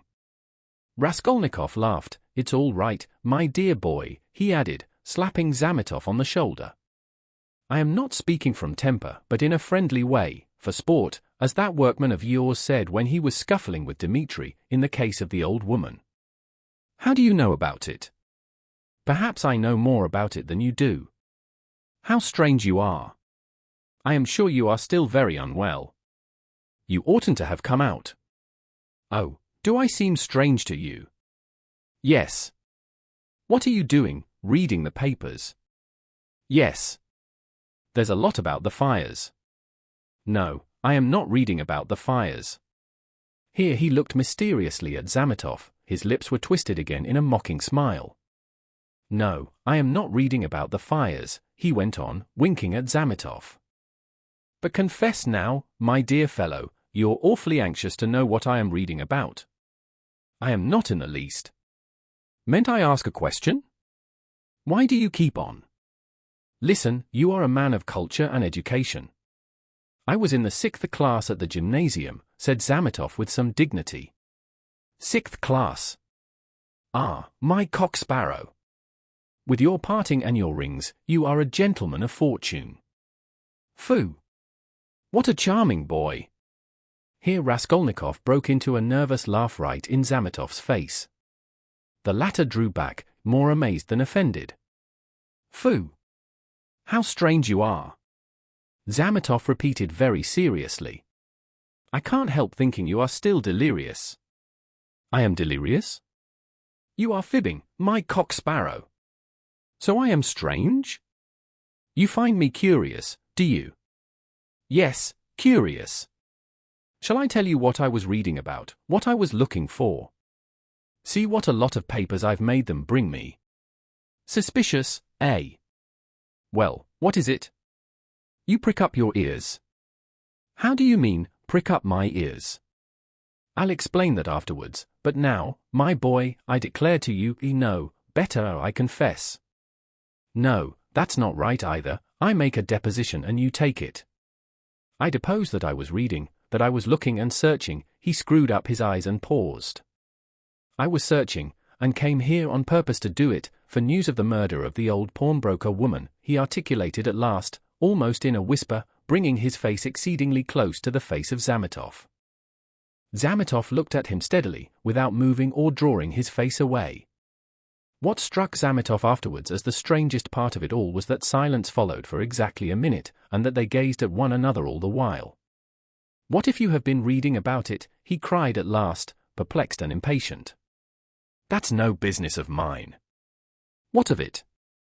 The same old woman, Raskolnikov went on in the same whisper, not heeding Zametov's explanation, about whom you were talking in the police office, you remember, when I fainted. Well, do you understand now? What do you mean? Understand, what? Zametov brought out, almost alarmed. Raskolnikov's set and earnest face was suddenly transformed, and he suddenly went off into the same nervous laugh as before, as though utterly unable to restrain himself.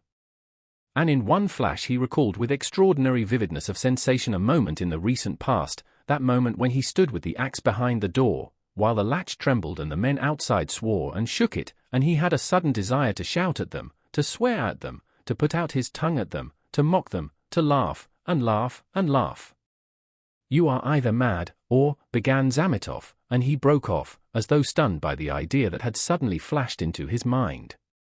Or what? What? Come, tell me. Nothing, said Zametov, getting angry, it's all nonsense. Both were silent. After his sudden fit of laughter, Raskolnikov became suddenly thoughtful and melancholy. He put his elbow on the table and leaned his head on his hand.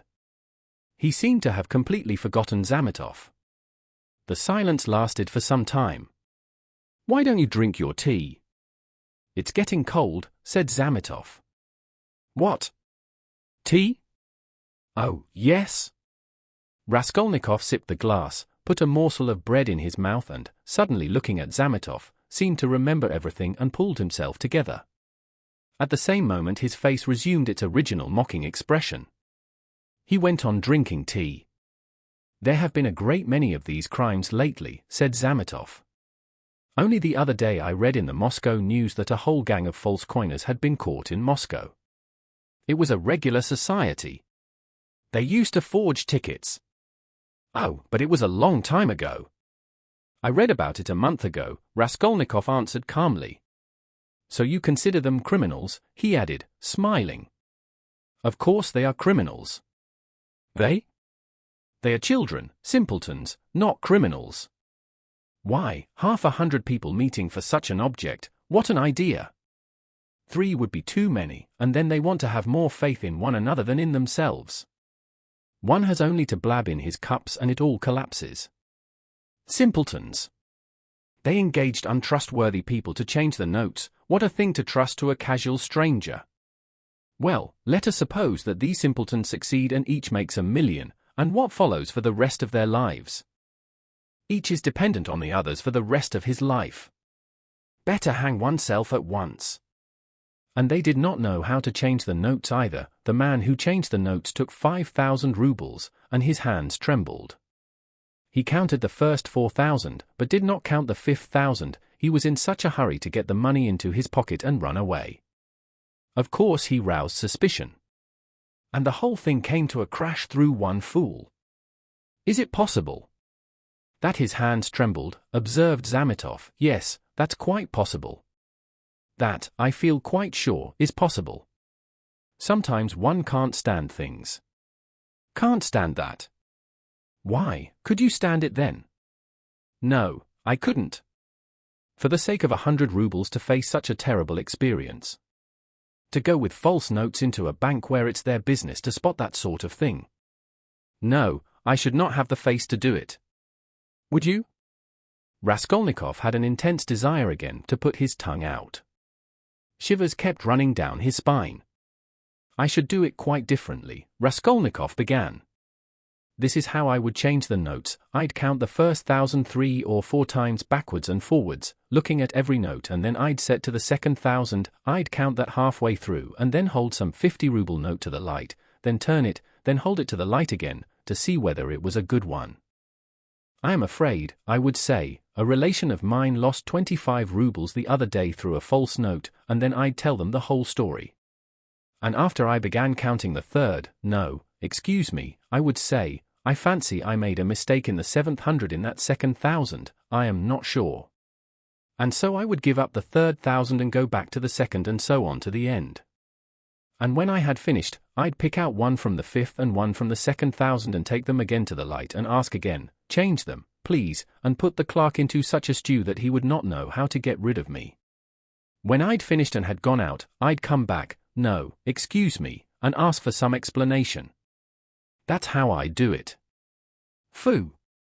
What terrible things you say, said Zametov, laughing. But all that is only talk. I dare say when it came to deeds you'd make a slip.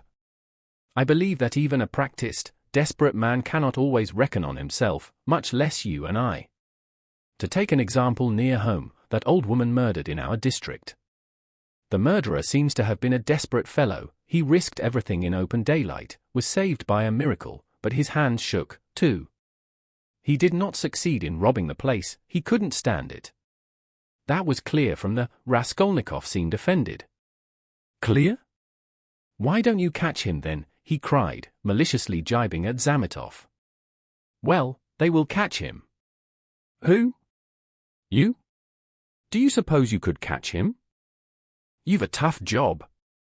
A great point for you is whether a man is spending money or not.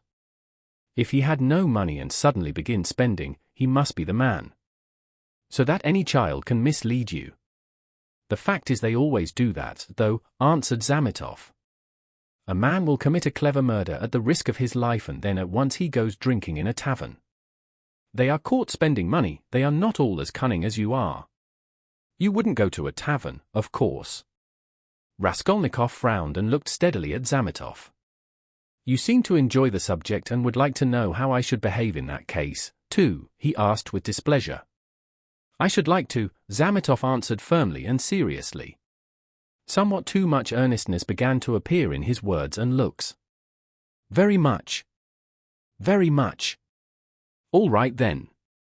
This is how I should behave, Raskolnikov began, again bringing his face close to Zametov's, again staring at him and speaking in a whisper, so that the latter positively shuddered. This is what I should have done.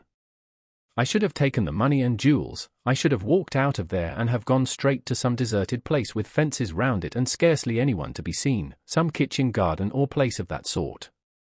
I should have looked out beforehand some stone weighing 100 weight or more which had been lying in the corner from the time the house was built. I would lift that stone, there would sure to be a hollow under it, and I would put the jewels and money in that hole. Then I'd roll the stone back so that it would look as before, would press it down with my foot and walk away. And for a year or 2, 3 maybe, I would not touch it. And, well, they could search. There'd be no trace. You are a madman, said Zametov, and for some reason he too spoke in a whisper, and moved away from Raskolnikov, whose eyes were glittering. He had turned fearfully pale and his upper lip was twitching and quivering.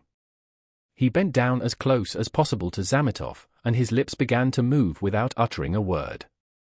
This lasted for half a minute. He knew what he was doing, but could not restrain himself. The terrible word trembled on his lips, like the latch on that door. In another moment it will break out, in another moment he will let it go, he will speak out. And what if it was I who murdered the old woman and Lizaveta, he said suddenly and realized what he had done. Zametov looked wildly at him and turned white as the tablecloth. His face wore a contorted smile. But is it possible? He brought out faintly.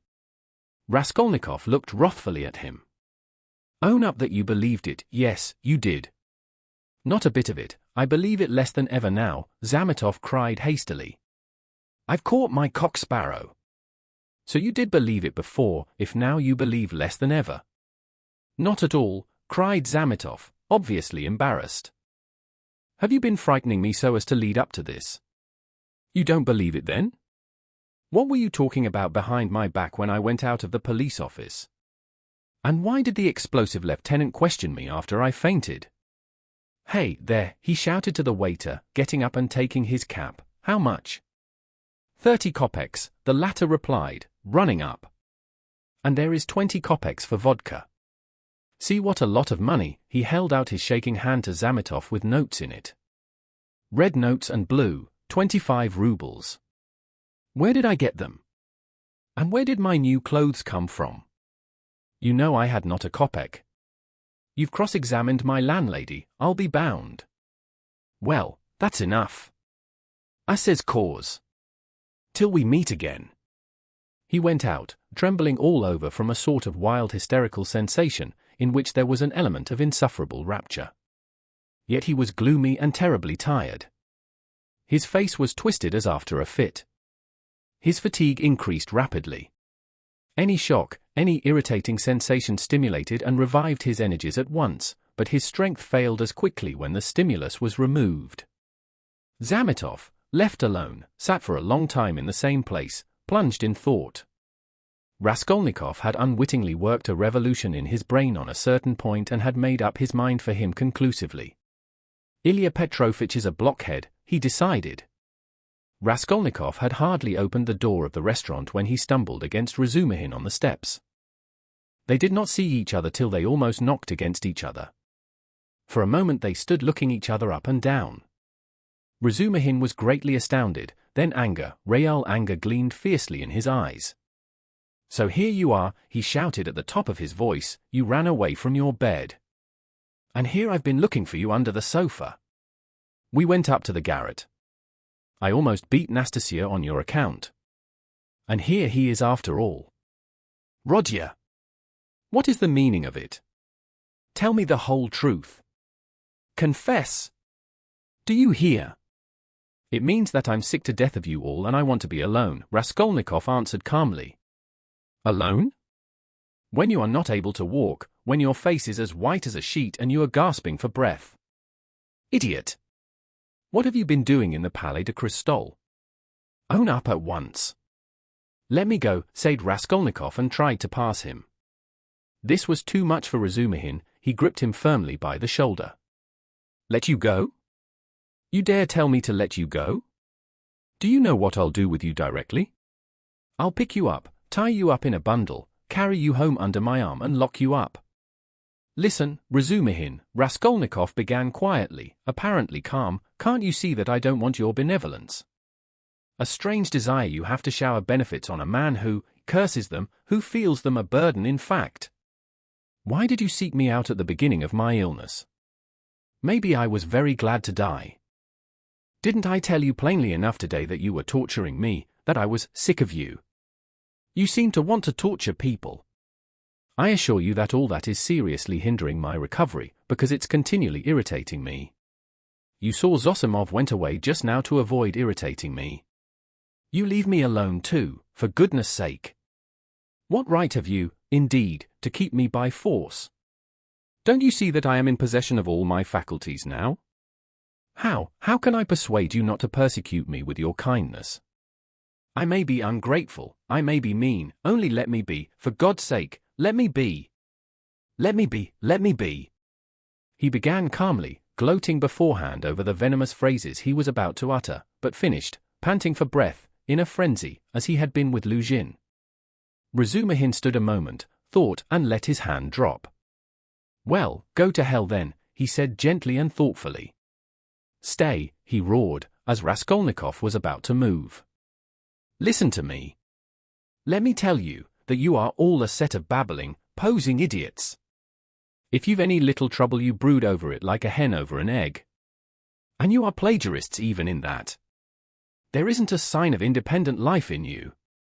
You are made of spermaceti ointment and you've lymph in your veins instead of blood. I don't believe in any one of you. In any circumstances the first thing for all of you is to be unlike a human being. Stop, he cried with redoubled fury, noticing that Raskolnikov was again making a movement, hear me out. You know I'm having a housewarming this evening, I dare say they've arrived by now, but I left my uncle there, I just ran in, to receive the guests. And if you weren't a fool, a common fool, a perfect fool, if you were an original instead of a translation, you see, Rodya, I recognize you're a clever fellow, but you're a fool.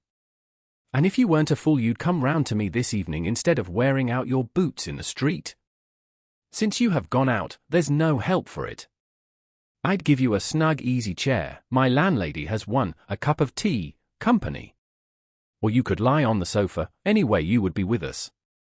Zosimov will be there too. Will you come? No, rubbish. Razumihin shouted, out of patience. How do you know? You can't answer for yourself. You don't know anything about it. Thousands of times I've fought tooth and nail with people and run back to them afterwards. One feels ashamed and goes back to a man. So remember, Pochinkov's house on the 3rd story. Why, Mr. Razumihin, I do believe you'd let anybody beat you from sheer benevolence. Beat? Whom? Me? I'd twist his nose off at the mere idea. Potchinkov's house, 47, Babashkin's flat. I shall not come, Razumihin. Raskolnikov turned and walked away. I bet you will, Razumihin shouted after him. I refuse to know you if you don't. Stay, hey, is Zametov in there? Yes. Did you see him? Yes. Talk to him? Yes. What about? Confound you, don't tell me then. Potchinkov's house, 47, Babashkin's flat, remember. Raskolnikov walked on and turned the corner into Sadovy Street. Razumihin looked after him thoughtfully. Then with a wave of his hand he went into the house but stopped short of the stairs. Confound it, he went on almost aloud. He talked sensibly but yet? I am a fool. As if madmen didn't talk sensibly. And this was just what Zosimov seemed afraid of. He struck his finger on his forehead. What if, how could I let him go off alone? He may drown himself. Ack, what a blunder! I can't. And he ran back to overtake Raskolnikov, but there was no trace of him. With a curse he returned with rapid steps to the Palais de Cristal to question Zametov. Raskolnikov walked straight to X bridge, stood in the middle, and leaning both elbows on the rail stared into the distance. On parting with Razumihin, he felt so much weaker that he could scarcely reach this place. He longed to sit or lie down somewhere in the street. Bending over the water, he gazed mechanically at the last pink flush of the sunset, at the row of houses growing dark in the gathering twilight, at one distant attic window on the left bank, flashing as though on fire in the last rays of the setting sun, at the darkening water of the canal, and the water seemed to catch his attention.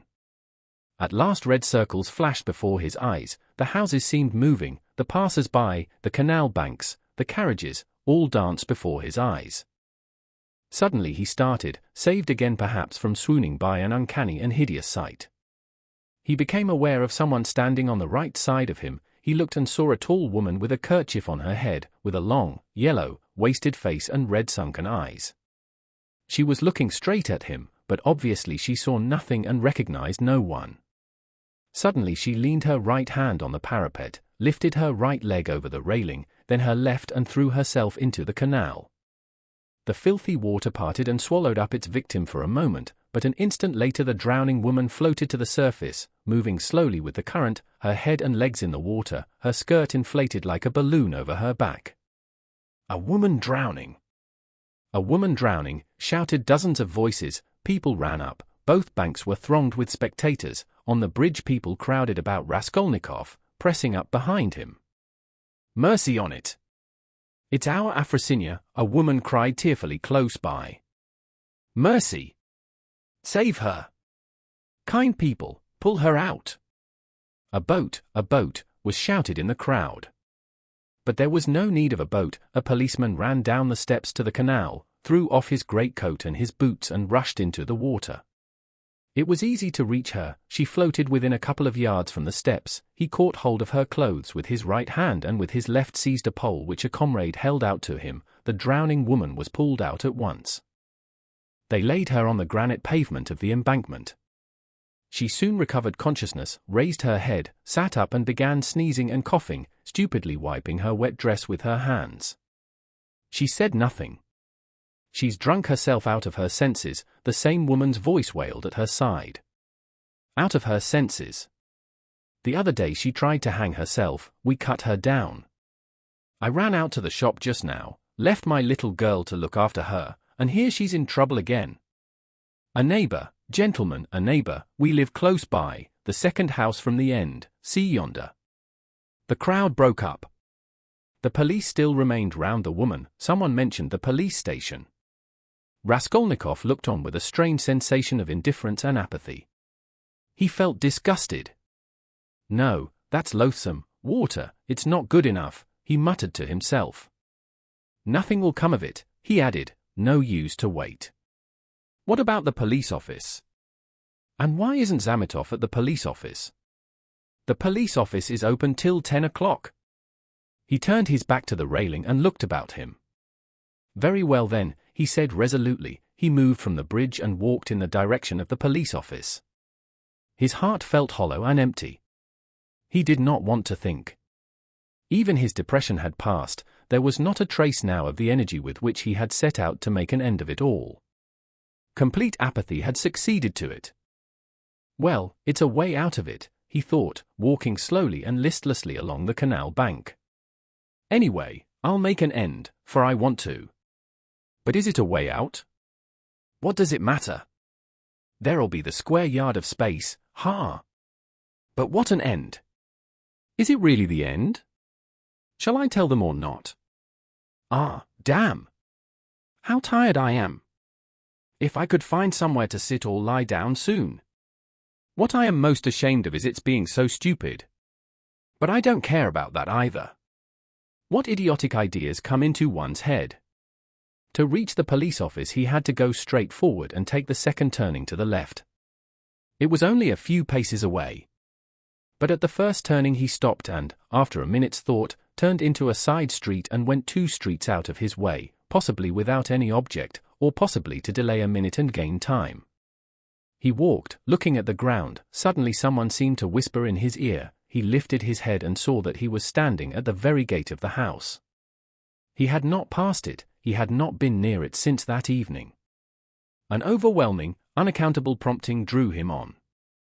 He went into the house, passed through the gateway, then into the first entrance on the right, and began mounting the familiar staircase to the 4th story.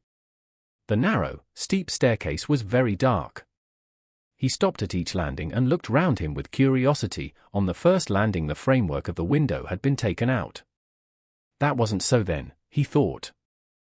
Here was the flat on the 2nd story where Nikolai and Dmitri had been working. It's shut up and the door newly painted.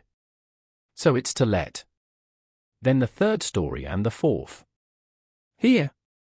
He was perplexed to find the door of the flat wide open. There were men there, he could hear voices, he had not expected that. After brief hesitation he mounted the last stairs and went into the flat. It, too, was being done up, there were workmen in it. This seemed to amaze him, he somehow fancied that he would find everything as he left it, even perhaps the corpses in the same places on the floor. And now, bare walls, no furniture, it seemed strange. He walked to the window and sat down on the window sill. There were 2 workmen, both young fellows, but one much younger than the other. They were papering the walls with a new white paper covered with lilac flowers, instead of the old, dirty, yellow one. Raskolnikov for some reason felt horribly annoyed by this. He looked at the new paper with dislike, as though he felt sorry to have it all so changed. The workmen had obviously stayed beyond their time and now they were hurriedly rolling up their paper and getting ready to go home. They took no notice of Raskolnikov's coming in, they were talking. Raskolnikov folded his arms and listened. She comes to me in the morning, said the elder to the younger, very early, all dressed up. Why are you preening and prinking, says I. I am ready to do anything to please you, Tit Vassilitch. That's a way of going on. And she dressed up like a regular fashion book.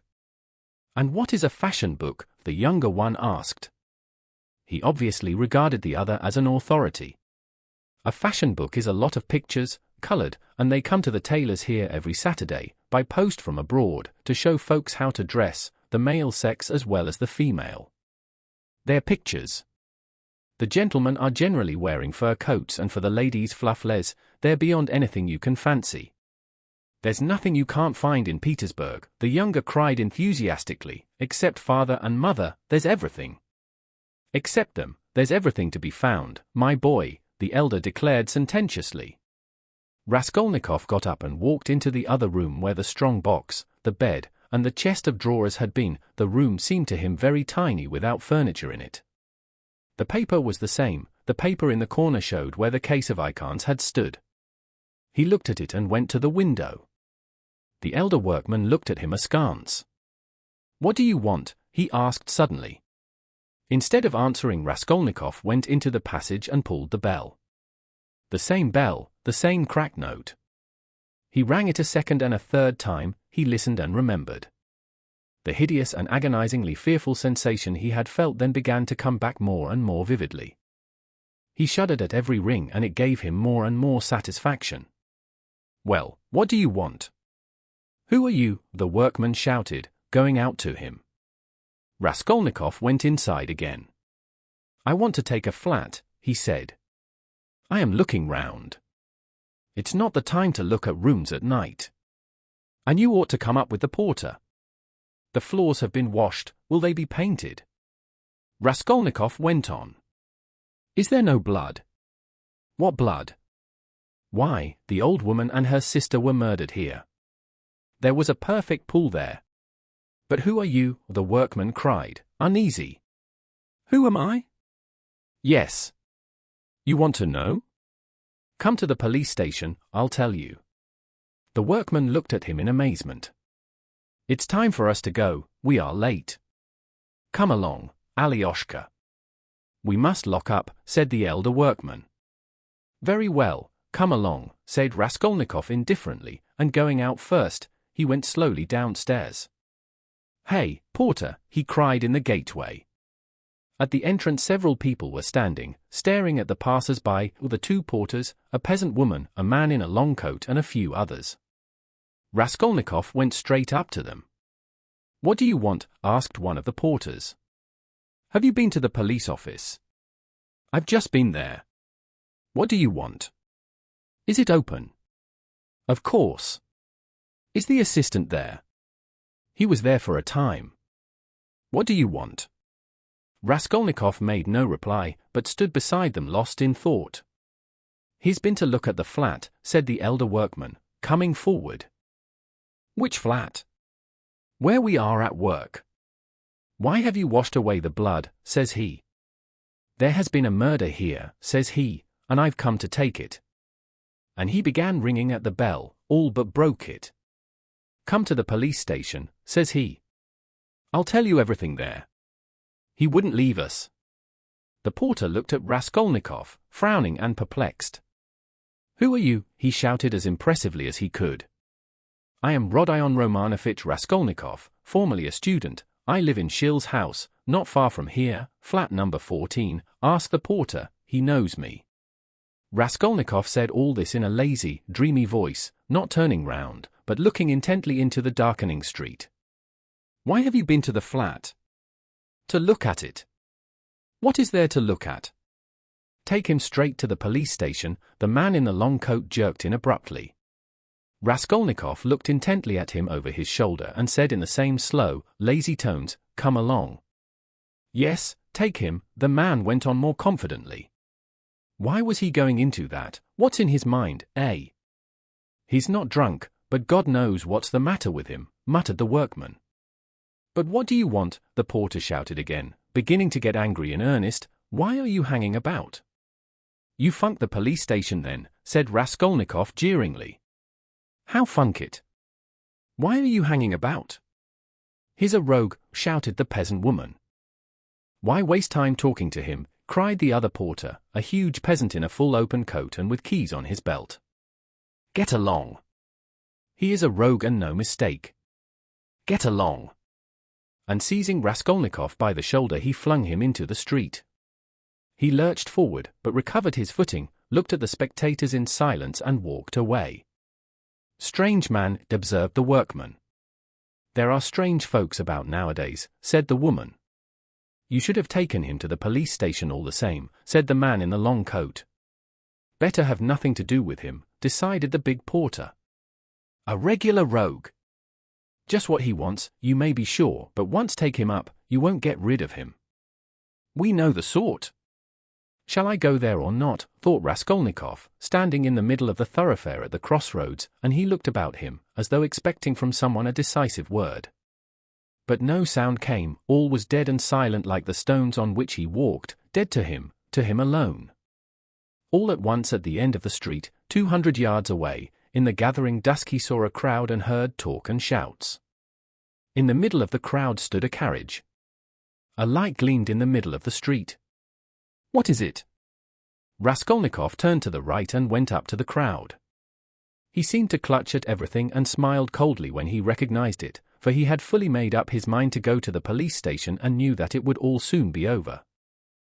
Chapter 7. An elegant carriage stood in the middle of the road with a pair of spirited grey horses. There was no one in it, and the coachman had got off his box and stood by. The horses were being held by the bridle. A mass of people had gathered round, the police standing in front. One of them held a lighted lantern which he was turning on something lying close to the wheels. Everyone was talking, shouting, exclaiming. The coachman seemed at a loss and kept repeating, "What a misfortune! Good Lord, what a misfortune!" Raskolnikov pushed his way in as far as he could, and succeeded at last in seeing the object of the commotion and interest. On the ground a man who had been run over lay apparently unconscious, and covered with blood. He was very badly dressed, but not like a workman. Blood was flowing from his head and face. His face was crushed, mutilated, and disfigured. He was evidently badly injured. "Merciful heaven," wailed the coachman, "what more could I do? If I'd been driving fast or had not shouted to him, but I was going quietly, not in a hurry. Everyone could see I was going along just like everybody else. A drunken man can't walk straight, we all know. I saw him crossing the street, staggering and almost falling.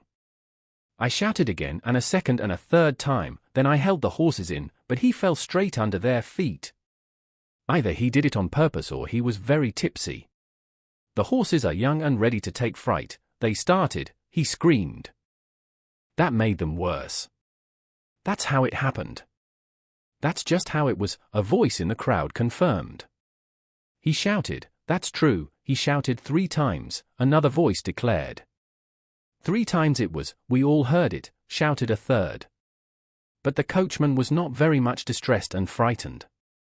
It was evident that the carriage belonged to a rich and important person who was awaiting it somewhere. The police, of course, were in no little anxiety to avoid upsetting his arrangements. All they had to do was to take the injured man to the police station and the hospital. No one knew his name. Meanwhile Raskolnikov had squeezed in and stooped closer over him. The lantern suddenly lighted up the unfortunate man's face. He recognized him. "I know him. I know him," he shouted, pushing to the front. "It's a government clerk retired from the service, Marmeladov. He lives close by in Kozel's house.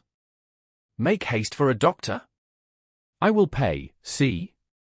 He pulled money out of his pocket and showed it to the policeman. He was in violent agitation. The police were glad that they had found out who the man was.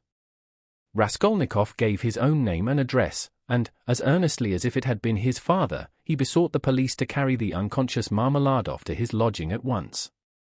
"Just here, 3 houses away," he said eagerly. "The house belongs to Kozel, a rich German. He was going home, no doubt drunk. I know him, he is a drunkard. He has a family there, a wife, children, he has 1 daughter.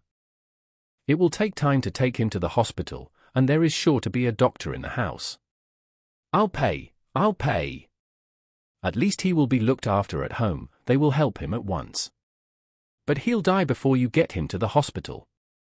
He managed to slip something unseen into the policeman's hand. But the thing was straightforward and legitimate, and in any case help was closer here. They raised the injured man, people volunteered to help. Kozel's house was 30 yards away. Raskolnikov walked behind, carefully holding Marmeladov's head and showing the way. This way, this way. We must take him upstairs head foremost. Turn round. I'll pay, I'll make it worth your while," he muttered. Katerina Ivanovna had just begun, as she always did at every free moment, walking to and fro in her little room from window to stove and back again, with her arms folded across her chest, talking to herself and coughing.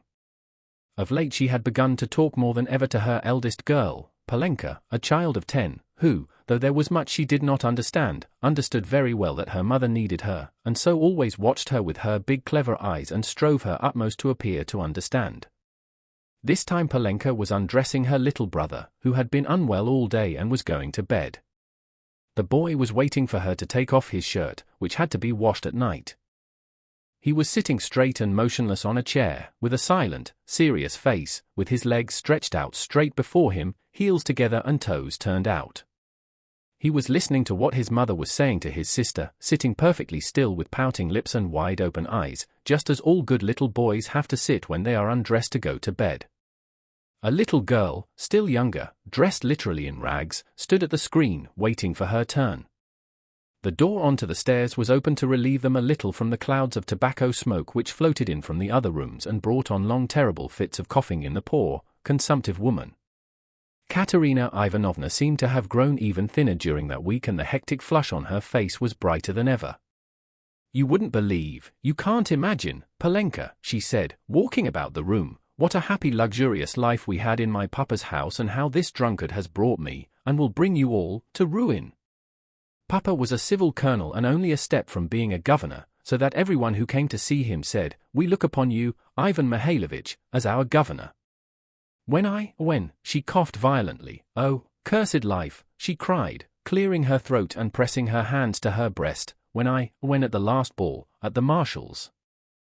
Princess Bezamelny saw me, who gave me the blessing when your father and I were married, Polenka," she asked at once, "and isn't that the pretty girl who danced the shawl dance at the breaking up? You must mend that tear, you must take your needle and darn it as I showed you, or tomorrow, cough, cough, cough, he will make the hole bigger," she articulated with effort. Prince Skigolskoy, a kammerjunker, had just come from Petersburg then. He danced the mazurka with me and wanted to make me an offer next day, but I thanked him in flattering expressions and told him that my heart had long been another's. "That other was your father, Polya," Papa was fearfully angry. "Is the water ready? Give me the shirt, and the stockings." "Lida," said she to the youngest one, "you must manage without your chemise tonight, and lay your stockings out with it. I'll wash them together. How is it that drunken vagabond doesn't come in? He has worn his shirt till it looks like a dishclout, he has torn it to rags. I do it all together, so as not to have to work 2 nights running. Oh, dear. Cough, cough, cough, cough. Again. What's this?" she cried, noticing a crowd in the passage and the men, who were pushing into her room, carrying a burden. "What is it? What are they bringing? Mercy on us! Where are we to put him?" asked the policeman, looking round when Marmeladov, unconscious and covered with blood, had been carried in. "On the sofa." "Put him straight on the sofa, with his head this way," Raskolnikov showed him. "Run over in the road." "Drunk," someone shouted in the passage. Katerina Ivanovna stood, turning white and gasping for breath. The children were terrified. Little Lida screamed, rushed to Polenka and clutched at her, trembling all over. Having laid Marmeladov down, Raskolnikov flew to Katerina Ivanovna. "For God's sake be calm, don't be frightened," he said, speaking quickly. "He was crossing the road and was run over by a carriage. Don't be frightened, he will come to. I told them bring him here. I've been here already, you remember? He will come to, I'll pay. He's done it this time." Katerina Ivanovna cried despairingly, and she rushed to her husband. Raskolnikov noticed at once that she was not one of those women who swoon easily. She instantly placed under the luckless man's head a pillow, which no one had thought of, and began undressing and examining him. She kept her head, forgetting herself, biting her trembling lips and stifling the screams which were ready to break from her. Raskolnikov meanwhile induced someone to run for a doctor. There was a doctor, it appeared, next door but one.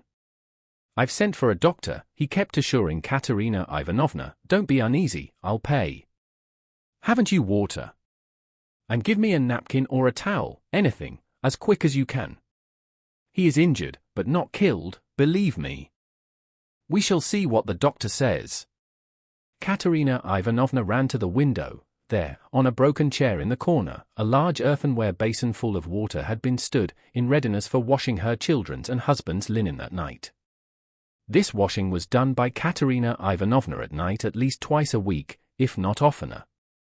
For the family had come to such a pass that they were practically without change of linen, and Katerina Ivanovna could not endure uncleanliness, and, rather than see dirt in the house, she preferred to wear herself out at night, working beyond her strength when the rest were asleep, so as to get the wet linen hung on a line and dry by the morning. She took up the basin of water at Raskolnikov's request, but almost fell down with her burden.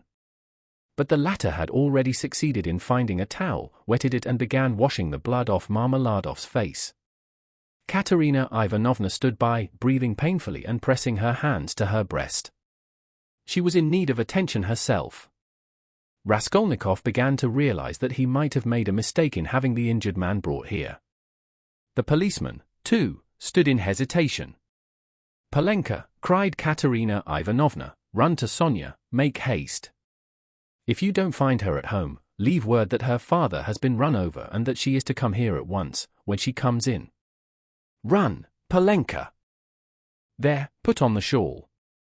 Run your fastest," cried the little boy on the chair suddenly, after which he relapsed into the same dumb rigidity, with round eyes, his heels thrust forward and his toes spread out. Meanwhile the room had become so full of people that you couldn't have dropped a pin. The policeman left, all except one, who remained for a time, trying to drive out the people who came in from the stairs. Almost all Madame Lipovexel's lodgers had streamed in from the inner rooms of the flat. At first they were squeezed together in the doorway, but afterwards they overflowed into the room. Katerina Ivanovna flew into a fury. "You might let him die in peace, at least," she shouted at the crowd. "Is it a spectacle for you to gape at? With cigarettes? Cough, cough, cough. You might as well keep your hats on. And there is one in his hat. Get away. You should respect the dead, at least." Her cough choked her, but her reproaches were not without result. They evidently stood in some awe of Katerina Ivanovna. The lodgers, one after another, squeezed back into the doorway with that strange inner feeling of satisfaction which may be observed in the presence of a sudden accident, even in those nearest and dearest to the victim, from which no living man is exempt, even in spite of the sincerest sympathy and compassion. Voices outside were heard, however, speaking of the hospital and saying that they'd no business to make a disturbance here. "No business to die," cried Katerina Ivanovna, and she was rushing to the door to vent her wrath upon them, but in the doorway came face to face with Madame Lipovexel, who had only just heard of the accident and ran in to restore order. She was a particularly quarrelsome and irresponsible German. "Ah, my God," she cried, clasping her hands, "your husband drunken horses have trampled. To the hospital with him. I am the landlady." "Amalia Ludwigovna, I beg you to recollect what you are saying," Katerina Ivanovna began haughtily. She always took a haughty tone with the landlady that she might remember her place and even now could not deny herself this satisfaction. "Amalia Ludwigovna, I have you once before told that you to call me Amalia Ludwigovna may not dare. I am Amalia Ivanovna. You are not Amalia Ivanovna, but Amalia Ludwigovna, and as I am not one of your despicable flatterers like Mr. Lebeziatnikov, who's laughing behind the door at this moment," a laugh and a cry over there at it again was in fact audible at the door, "so I shall always call you Amalia Ludwigovna, though I fail to understand why you dislike that name. You can see for yourself what has happened to Semyon Zaharovich. He is dying. I beg you to close that door at once and to admit no one. Let him at least die in peace. Or I warn you the Governor-General, himself, shall be informed of your conduct tomorrow. The prince knew me as a girl, he remembers Semyon Zaharovich well and has often been a benefactor to him. Everyone knows that Semyon Zaharovich had many friends and protectors, whom he abandoned himself from an honorable pride, knowing his unhappy weakness, but now," she pointed to Raskolnikov, "a generous young man has come to our assistance, who has wealth and connections and whom Semyon Zaharovich has known from a child. You may rest assured, Amalia Ludwigovna." All this was uttered with extreme rapidity, getting quicker and quicker, but a cough suddenly cut short Katerina Ivanovna's eloquence. At that instant the dying man recovered consciousness and uttered a groan. She ran to him. The injured man opened his eyes and without recognition or understanding gazed at Raskolnikov, who was bending over him. He drew deep, slow, painful breaths, blood oozed at the corners of his mouth and drops of perspiration came out on his forehead. Not recognizing Raskolnikov, he began looking round uneasily. Katerina Ivanovna looked at him with a sad but stern face, and tears trickled from her eyes.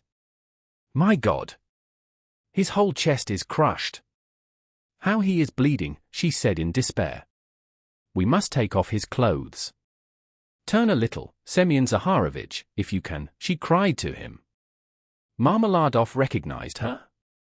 "A priest," he articulated huskily. Katerina Ivanovna walked to the window, laid her head against the window frame and exclaimed in despair, "Oh, cursed life!" "A priest," the dying man said again after a moment's silence. "They've gone for him," Katerina Ivanovna shouted to him. He obeyed her shout and was silent.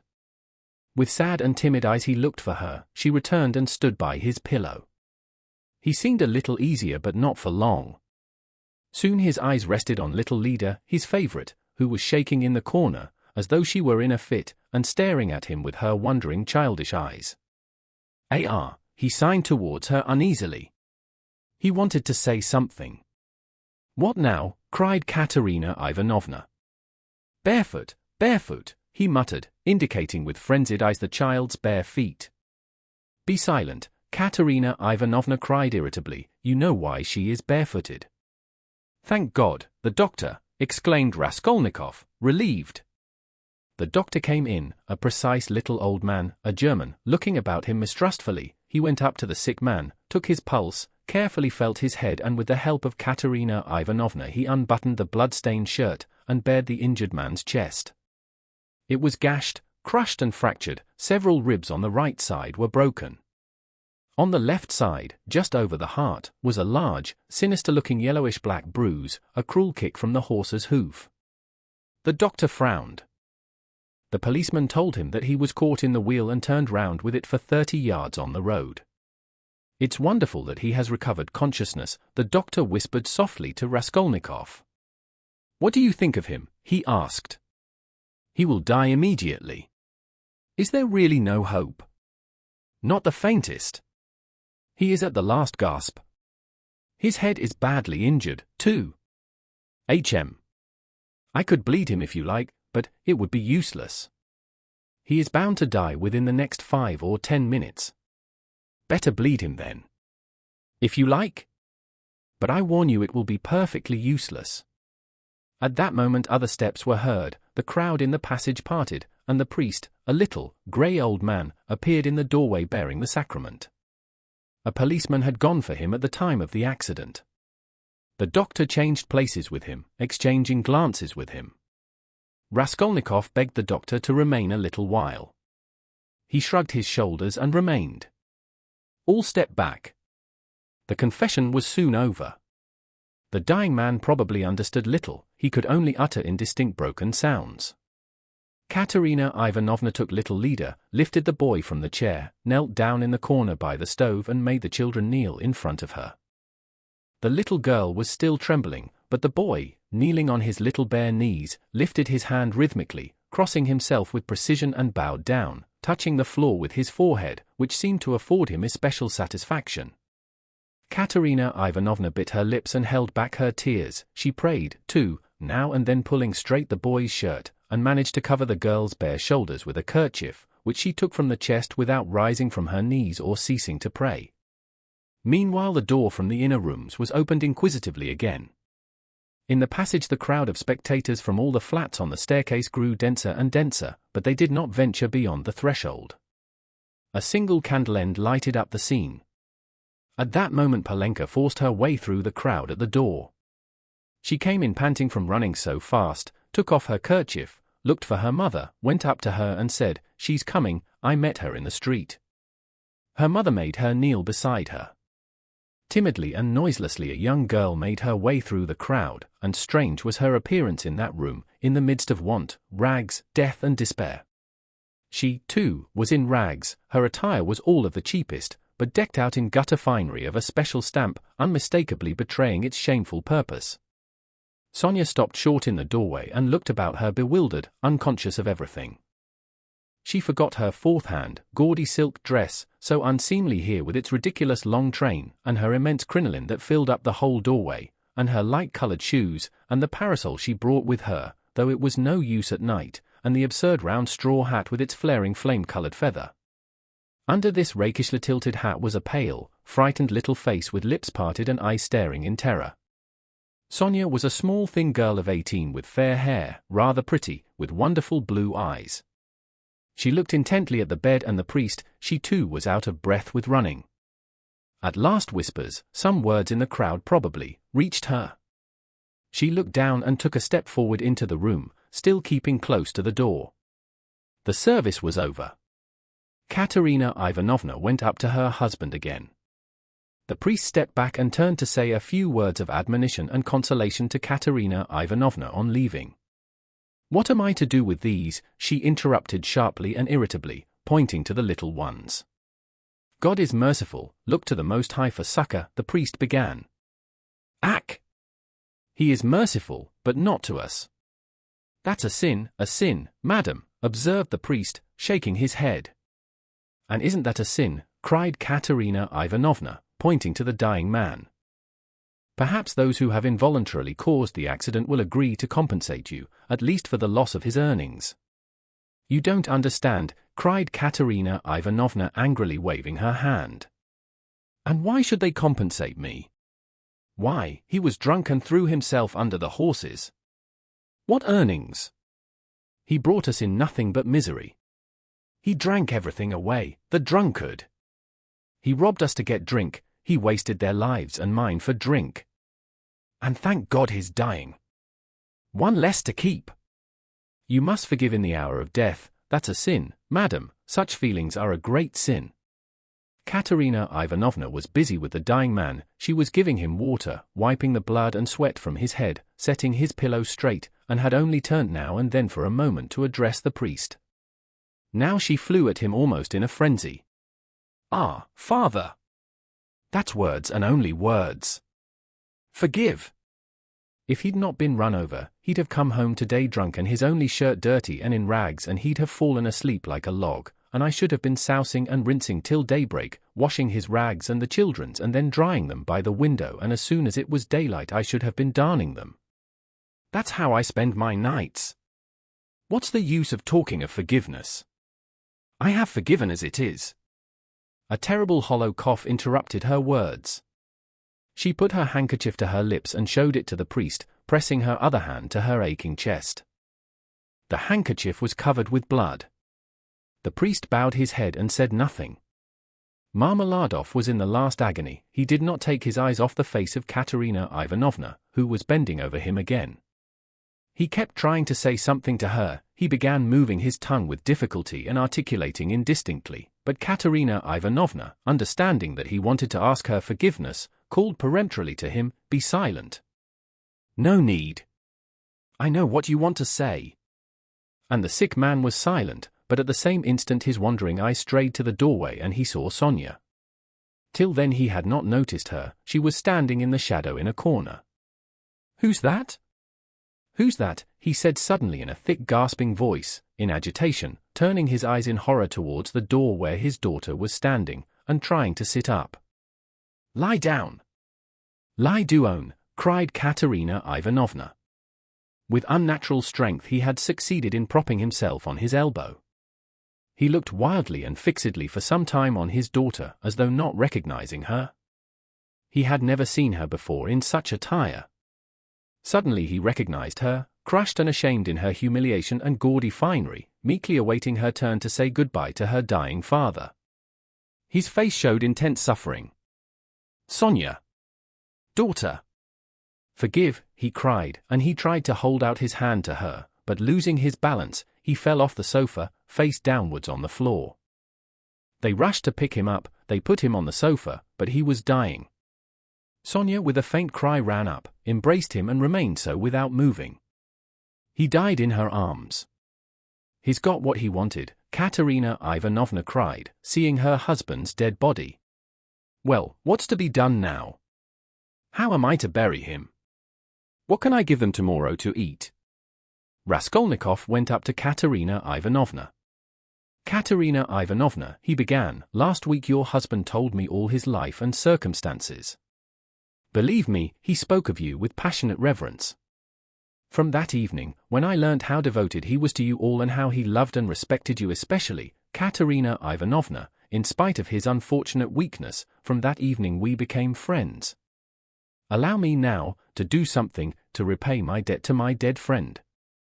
Here are 20 rubles, I think, and if that can be of any assistance to you, then in short, I will come again, I will be sure to come again. I shall, perhaps, come again tomorrow. Goodbye." And he went quickly out of the room, squeezing his way through the crowd to the stairs. But in the crowd he suddenly jostled against Nikodym Fomitch, who had heard of the accident and had come to give instructions in person. They had not met since the scene at the police station, but Nikodym Fomitch knew him instantly. "Ah, is that you?" he asked him. "He's dead," answered Raskolnikov. "The doctor and the priest have been, all as it should have been. Don't worry the poor woman too much, she is in consumption as it is. Try and cheer her up, if possible. You are a kind-hearted man, I know," he added with a smile, looking straight in his face. "But you are spattered with blood," observed Nikodym Fomitch, noticing in the lamplight some fresh stains on Raskolnikov's waistcoat. "Yes. I'm covered with blood," Raskolnikov said with a peculiar air, then he smiled, nodded and went downstairs. He walked down slowly and deliberately, feverish but not conscious of it, entirely absorbed in a new overwhelming sensation of life and strength that surged up suddenly within him. This sensation might be compared to that of a man condemned to death who has suddenly been pardoned. Halfway down the staircase he was overtaken by the priest on his way home. Raskolnikov let him pass, exchanging a silent greeting with him. He was just descending the last steps when he heard rapid footsteps behind him. Someone overtook him. It was Polenka. She was running after him, calling, "Wait! Wait!" He turned round. She was at the bottom of the staircase and stopped short a step above him. A dim light came in from the yard. Raskolnikov could distinguish the child's thin but pretty little face, looking at him with a bright childish smile. She had run after him with a message which she was evidently glad to give. "Tell me, what is your name? And where do you live?" she said hurriedly in a breathless voice. He laid both hands on her shoulders and looked at her with a sort of rapture. It was such a joy to him to look at her, he could not have said why. "Who sent you?" "Sister Sonia sent me," answered the girl, smiling still more brightly. "I knew it was Sister Sonia sent you. Mama sent me, too. When Sister Sonia was sending me, Mama came up, too, and said, 'Run fast, Polenka.' Do you love Sister Sonia?" "I love her more than anyone," Polenka answered with a peculiar earnestness, and her smile became graver. "And will you love me?" By way of answer he saw the little girl's face approaching him, her full lips naively held out to kiss him. Suddenly her arms as thin as sticks held him tightly, her head rested on his shoulder and the little girl wept softly, pressing her face against him. "I am sorry for father," she said a moment later, raising her tear-stained face and brushing away the tears with her hands. "It's nothing but misfortunes now," she added suddenly with that peculiarly sedate air which children try hard to assume when they want to speak like grown-up people. "Did your father love you?" "He loved Lida most," she went on very seriously without a smile, "exactly like grown-up people. He loved her because she is little and because she is ill, too. And he always used to bring her presents. But he taught us to read and me grammar and scripture, too," she added with dignity. "And mother never used to say anything, but we knew that she liked it and father knew it, too. And mother wants to teach me French, for it's time my education began. And do you know your prayers?" "Of course, we do. We knew them long ago. I say my prayers to myself as I am a big girl now, but Kolya and Lida say them aloud with mother. First they repeat that Ave Maria and then another prayer, 'Lord, forgive and bless Sister Sonia,' and then another, 'Lord, forgive and bless our second father. For our elder father is dead,' and this is another one, but we do pray for the other as well. Polenka, my name is Rodion. Pray sometimes for me, too. And thy servant Rodion, nothing more. I'll pray for you all the rest of my life," the little girl declared hotly, and suddenly smiling again she rushed at him and hugged him warmly once more. Raskolnikov told her his name and address and promised to be sure to come next day. The child went away quite enchanted with him. It was past 10 when he came out into the street. In 5 minutes he was standing on the bridge at the spot where the woman had jumped in. "Enough," he pronounced resolutely and triumphantly. "I've done with fancies, imaginary terrors, and phantoms. Life is real. Haven't I lived just now? My life has not yet died with that old woman. The kingdom of heaven to her, and now enough, madam, leave me in peace." Now for the reign of reason and light, and of will, and of strength, and now we will see. We will try our strength, he added defiantly, as though challenging some power of darkness. And I was ready to consent to live in a square of space. I am very weak at this moment, but I believe my illness is all over. I knew it would be over when I went out. By the way, Pochinkov's house is only a few steps away.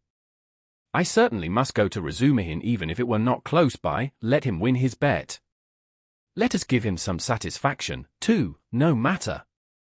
Strength is what one wants, you can get nothing without it, and strength must be won by strength, that's what they don't know, he added proudly and self-confidently, and he walked with flagging footsteps from the bridge. Pride and self-confidence grew continually stronger in him, he was becoming a different man every moment. What was it had happened to work this revolution in him? He did not know himself, like a man catching at a straw, he suddenly felt that he, too, could live, that there was still life for him, that his life had not died with the old woman. Perhaps he was in too great a hurry with his conclusions, but he did not think of that. But I did ask her to remember thy servant Rodion in her prayers, the idea struck him. Well, that was, in case of emergency, he added and laughed himself at his boyish sally. He was in the best of spirits. He easily found Razumihin, the new lodger was already known at Pochinkov's and the porter at once showed him the way. Halfway upstairs he could hear the noise and animated conversation of a big gathering of people. The door was wide open on the stairs, he could hear exclamations and discussion. Razumihin's room was fairly large, the company consisted of 15 people. Raskolnikov stopped in the entry, where two of the landlady's servants were busy behind a screen with two samovars, bottles, plates and dishes of pie and savories, brought up from the landlady's kitchen. Raskolnikov sent in for Razumihin. He ran out delighted. At the first glance it was apparent that he had had a great deal to drink and, though no amount of liquor made Razumihin quite drunk, this time he was perceptibly affected by it. Listen, Raskolnikov hastened to say, I've only just come to tell you you've won your bet and that no one really knows what may not happen to him. I can't come in, I am so weak that I shall fall down directly. And so good evening and goodbye. Come and see me tomorrow. Do you know what? I'll see you home. If you say you're weak yourself, you must, and your visitors. Who is the curly-headed one who has just peeped out? Me? Goodness only knows. Some friend of Uncle's, I expect, or perhaps he has come without being invited. I'll leave Uncle with them, he is an invaluable person, pity I can't introduce you to him now. But confound them all now. They won't notice me, and I need a little fresh air, for you've come just in the nick of time, another 2 minutes and I should have come to blows. They are talking such a lot of wild stuff, you simply can't imagine what men will say. Though why shouldn't you imagine? Don't we talk nonsense ourselves? And let them, that's the way to learn not to. Wait a minute, I'll fetch Zosimov. Zosimov pounced upon Raskolnikov almost greedily, he showed a special interest in him, soon his face brightened. You must go to bed at once, he pronounced, examining the patient as far as he could, and take something for the night. Will you take it? I got it ready some time ago, a powder. 2, if you like, answered Raskolnikov. The powder was taken at once. It's a good thing you are taking him home, observed Zosimov to Razumihin, we shall see how he is tomorrow, today he's not at all amiss, a considerable change since the afternoon. Live and learn, do you know what Zosimov whispered to me when we were coming out? Razumihin blurted out, as soon as they were in the street. I won't tell you everything, brother, because they are such fools. Zosimov told me to talk freely to you on the way and get you to talk freely to me, and afterwards I am to tell him about it, for he's got a notion in his head that you are mad or close on it. Only fancy! In the first place, you've 3 times the brains he has, in the second, if you are not mad, you needn't care a hang that he has got such a wild idea, and thirdly, that piece of beef whose specialty is surgery has gone mad on mental diseases, and what's brought him to this conclusion about you was your conversation today with Zametov. Zametov told you all about it. Yes, and he did well. Now I understand what it all means, and so does Zametov. Well, the fact is, Rodya, the point is. I am a little drunk now. But that is no matter, the point is that this idea, you understand, was just being hatched in their brains, you understand? That is, no one ventured to say it aloud, because the idea is too absurd, and especially since the arrest of that painter, that bubble's burst and gone forever. But why are they such fools? I gave Zametov a bit of a thrashing at the time, that's between ourselves. Brother, please don't let out a hint that you know of it, I've noticed he is a ticklish subject, it was at Louise Ivanovna's. But today it's all cleared up. That Ilya Petrovich is at the bottom of it. He took advantage of your fainting at the police station, but he is ashamed of it himself now, I know that. Raskolnikov listened greedily. Razumihin was drunk enough to talk too freely. I fainted then because it was so close and the smell of paint, said Raskolnikov. No need to explain that. And it wasn't the paint only, the fever had been coming on for a month, Zosimov testifies to that. But how crushed that boy is now, you wouldn't believe. I am not worth his little finger, he says. Yours, he means. He has good feelings at times, brother. But the lesson you gave him today in the Palais de Cristal, that was too good for anything. You frightened him at first, you know, he nearly went into convulsions. You almost convinced him again of the truth of all that hideous nonsense, and then you suddenly put out your tongue at him. There now, what do you make of it? It was perfect. He is crushed, annihilated now. It was masterly, by Jove, it's what they deserve. Ah, that I wasn't there. He was hoping to see you awfully. Porfiry, too, wants to make your acquaintance, ah. He too, but why did they put me down as mad? Oh, not mad. I must have said too much, brother. What struck him, you see, was that only that subject seemed to interest you. Now it's clear why it did interest you, knowing all the circumstances, and how that irritated you and worked in with your illness. I am a little drunk, brother, only, confound him, he has some idea of his own. I tell you, he's mad on mental diseases. But don't you mind him. For half a minute both were silent. Listen, Razumihin, began Raskolnikov, I want to tell you plainly, I've just been at a deathbed, a clerk who died. I gave them all my money. And besides I've just been kissed by someone who, if I had killed anyone, would just the same. In fact I saw someone else there, with a flame-colored feather, but I am talking nonsense, I am very weak, support me, we shall be at the stairs directly. What's the matter? What's the matter with you? Razumihin asked anxiously. I am a little giddy, but that's not the point, I am so sad, like a woman. Look, what's that? Look, look! What is it? Don't you see? A light in my room, you see? Through the crack, they were already at the foot of the last flight of stairs, at the level of the landlady's door, and they could, as a fact, see from below that there was a light in Raskolnikov's garret. Queer. Nastasia, perhaps, observed Razumihin. She is never in my room at this time and she must be in bed long ago, but I don't care. Goodbye. What do you mean? I am coming with you, we'll come in together. I know we are going in together, but I want to shake hands here and say goodbye to you here. So give me your hand, goodbye. What's the matter with you, Rodya? Nothing, come along, you shall be witness. They began mounting the stairs, and the idea struck Razumihin that perhaps Zosimov might be right after all. Ah, I've upset him with my chatter, he muttered to himself. When they reached the door they heard voices in the room. What is it? Cried Razumihin. Raskolnikov was the first to open the door, he flung it wide and stood still in the doorway, dumbfounded. His mother and sister were sitting on his sofa and had been waiting an hour and a half for him.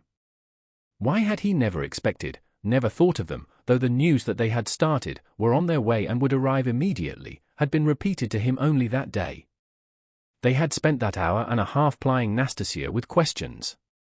She was standing before them and had told them everything by now.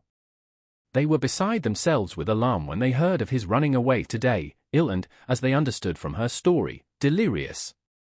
Good heavens, what had become of him? Both had been weeping, both had been in anguish for that hour and a half. A cry of joy, of ecstasy, greeted Raskolnikov's entrance. Both rushed to him. But he stood like one dead. A sudden intolerable sensation struck him like a thunderbolt. He did not lift his arms to embrace them, he could not. His mother and sister clasped him in their arms, kissed him, laughed and cried. He took a step, tottered and fell to the ground, fainting. Anxiety, cries of horror, moans. Razumihin, who was standing in the doorway, flew into the room, seized the sick man in his strong arms and in a moment had him on the sofa. "It's nothing, nothing," he cried to the mother and sister, "it's only a faint, a mere trifle. Only just now the doctor said he was much better, that he is perfectly well. Water! See, he is coming to himself, he is all right again." And seizing Downia by the arm so that he almost dislocated it, he made her bend down to see that he is all right again. The mother and sister looked on him with emotion and gratitude, as their providence. They had heard already from Nastasia all that had been done for their Rodia during his illness, by this very competent young man, as Pulcheria Alexandrova Raskolnikov called him that evening in conversation with Downia.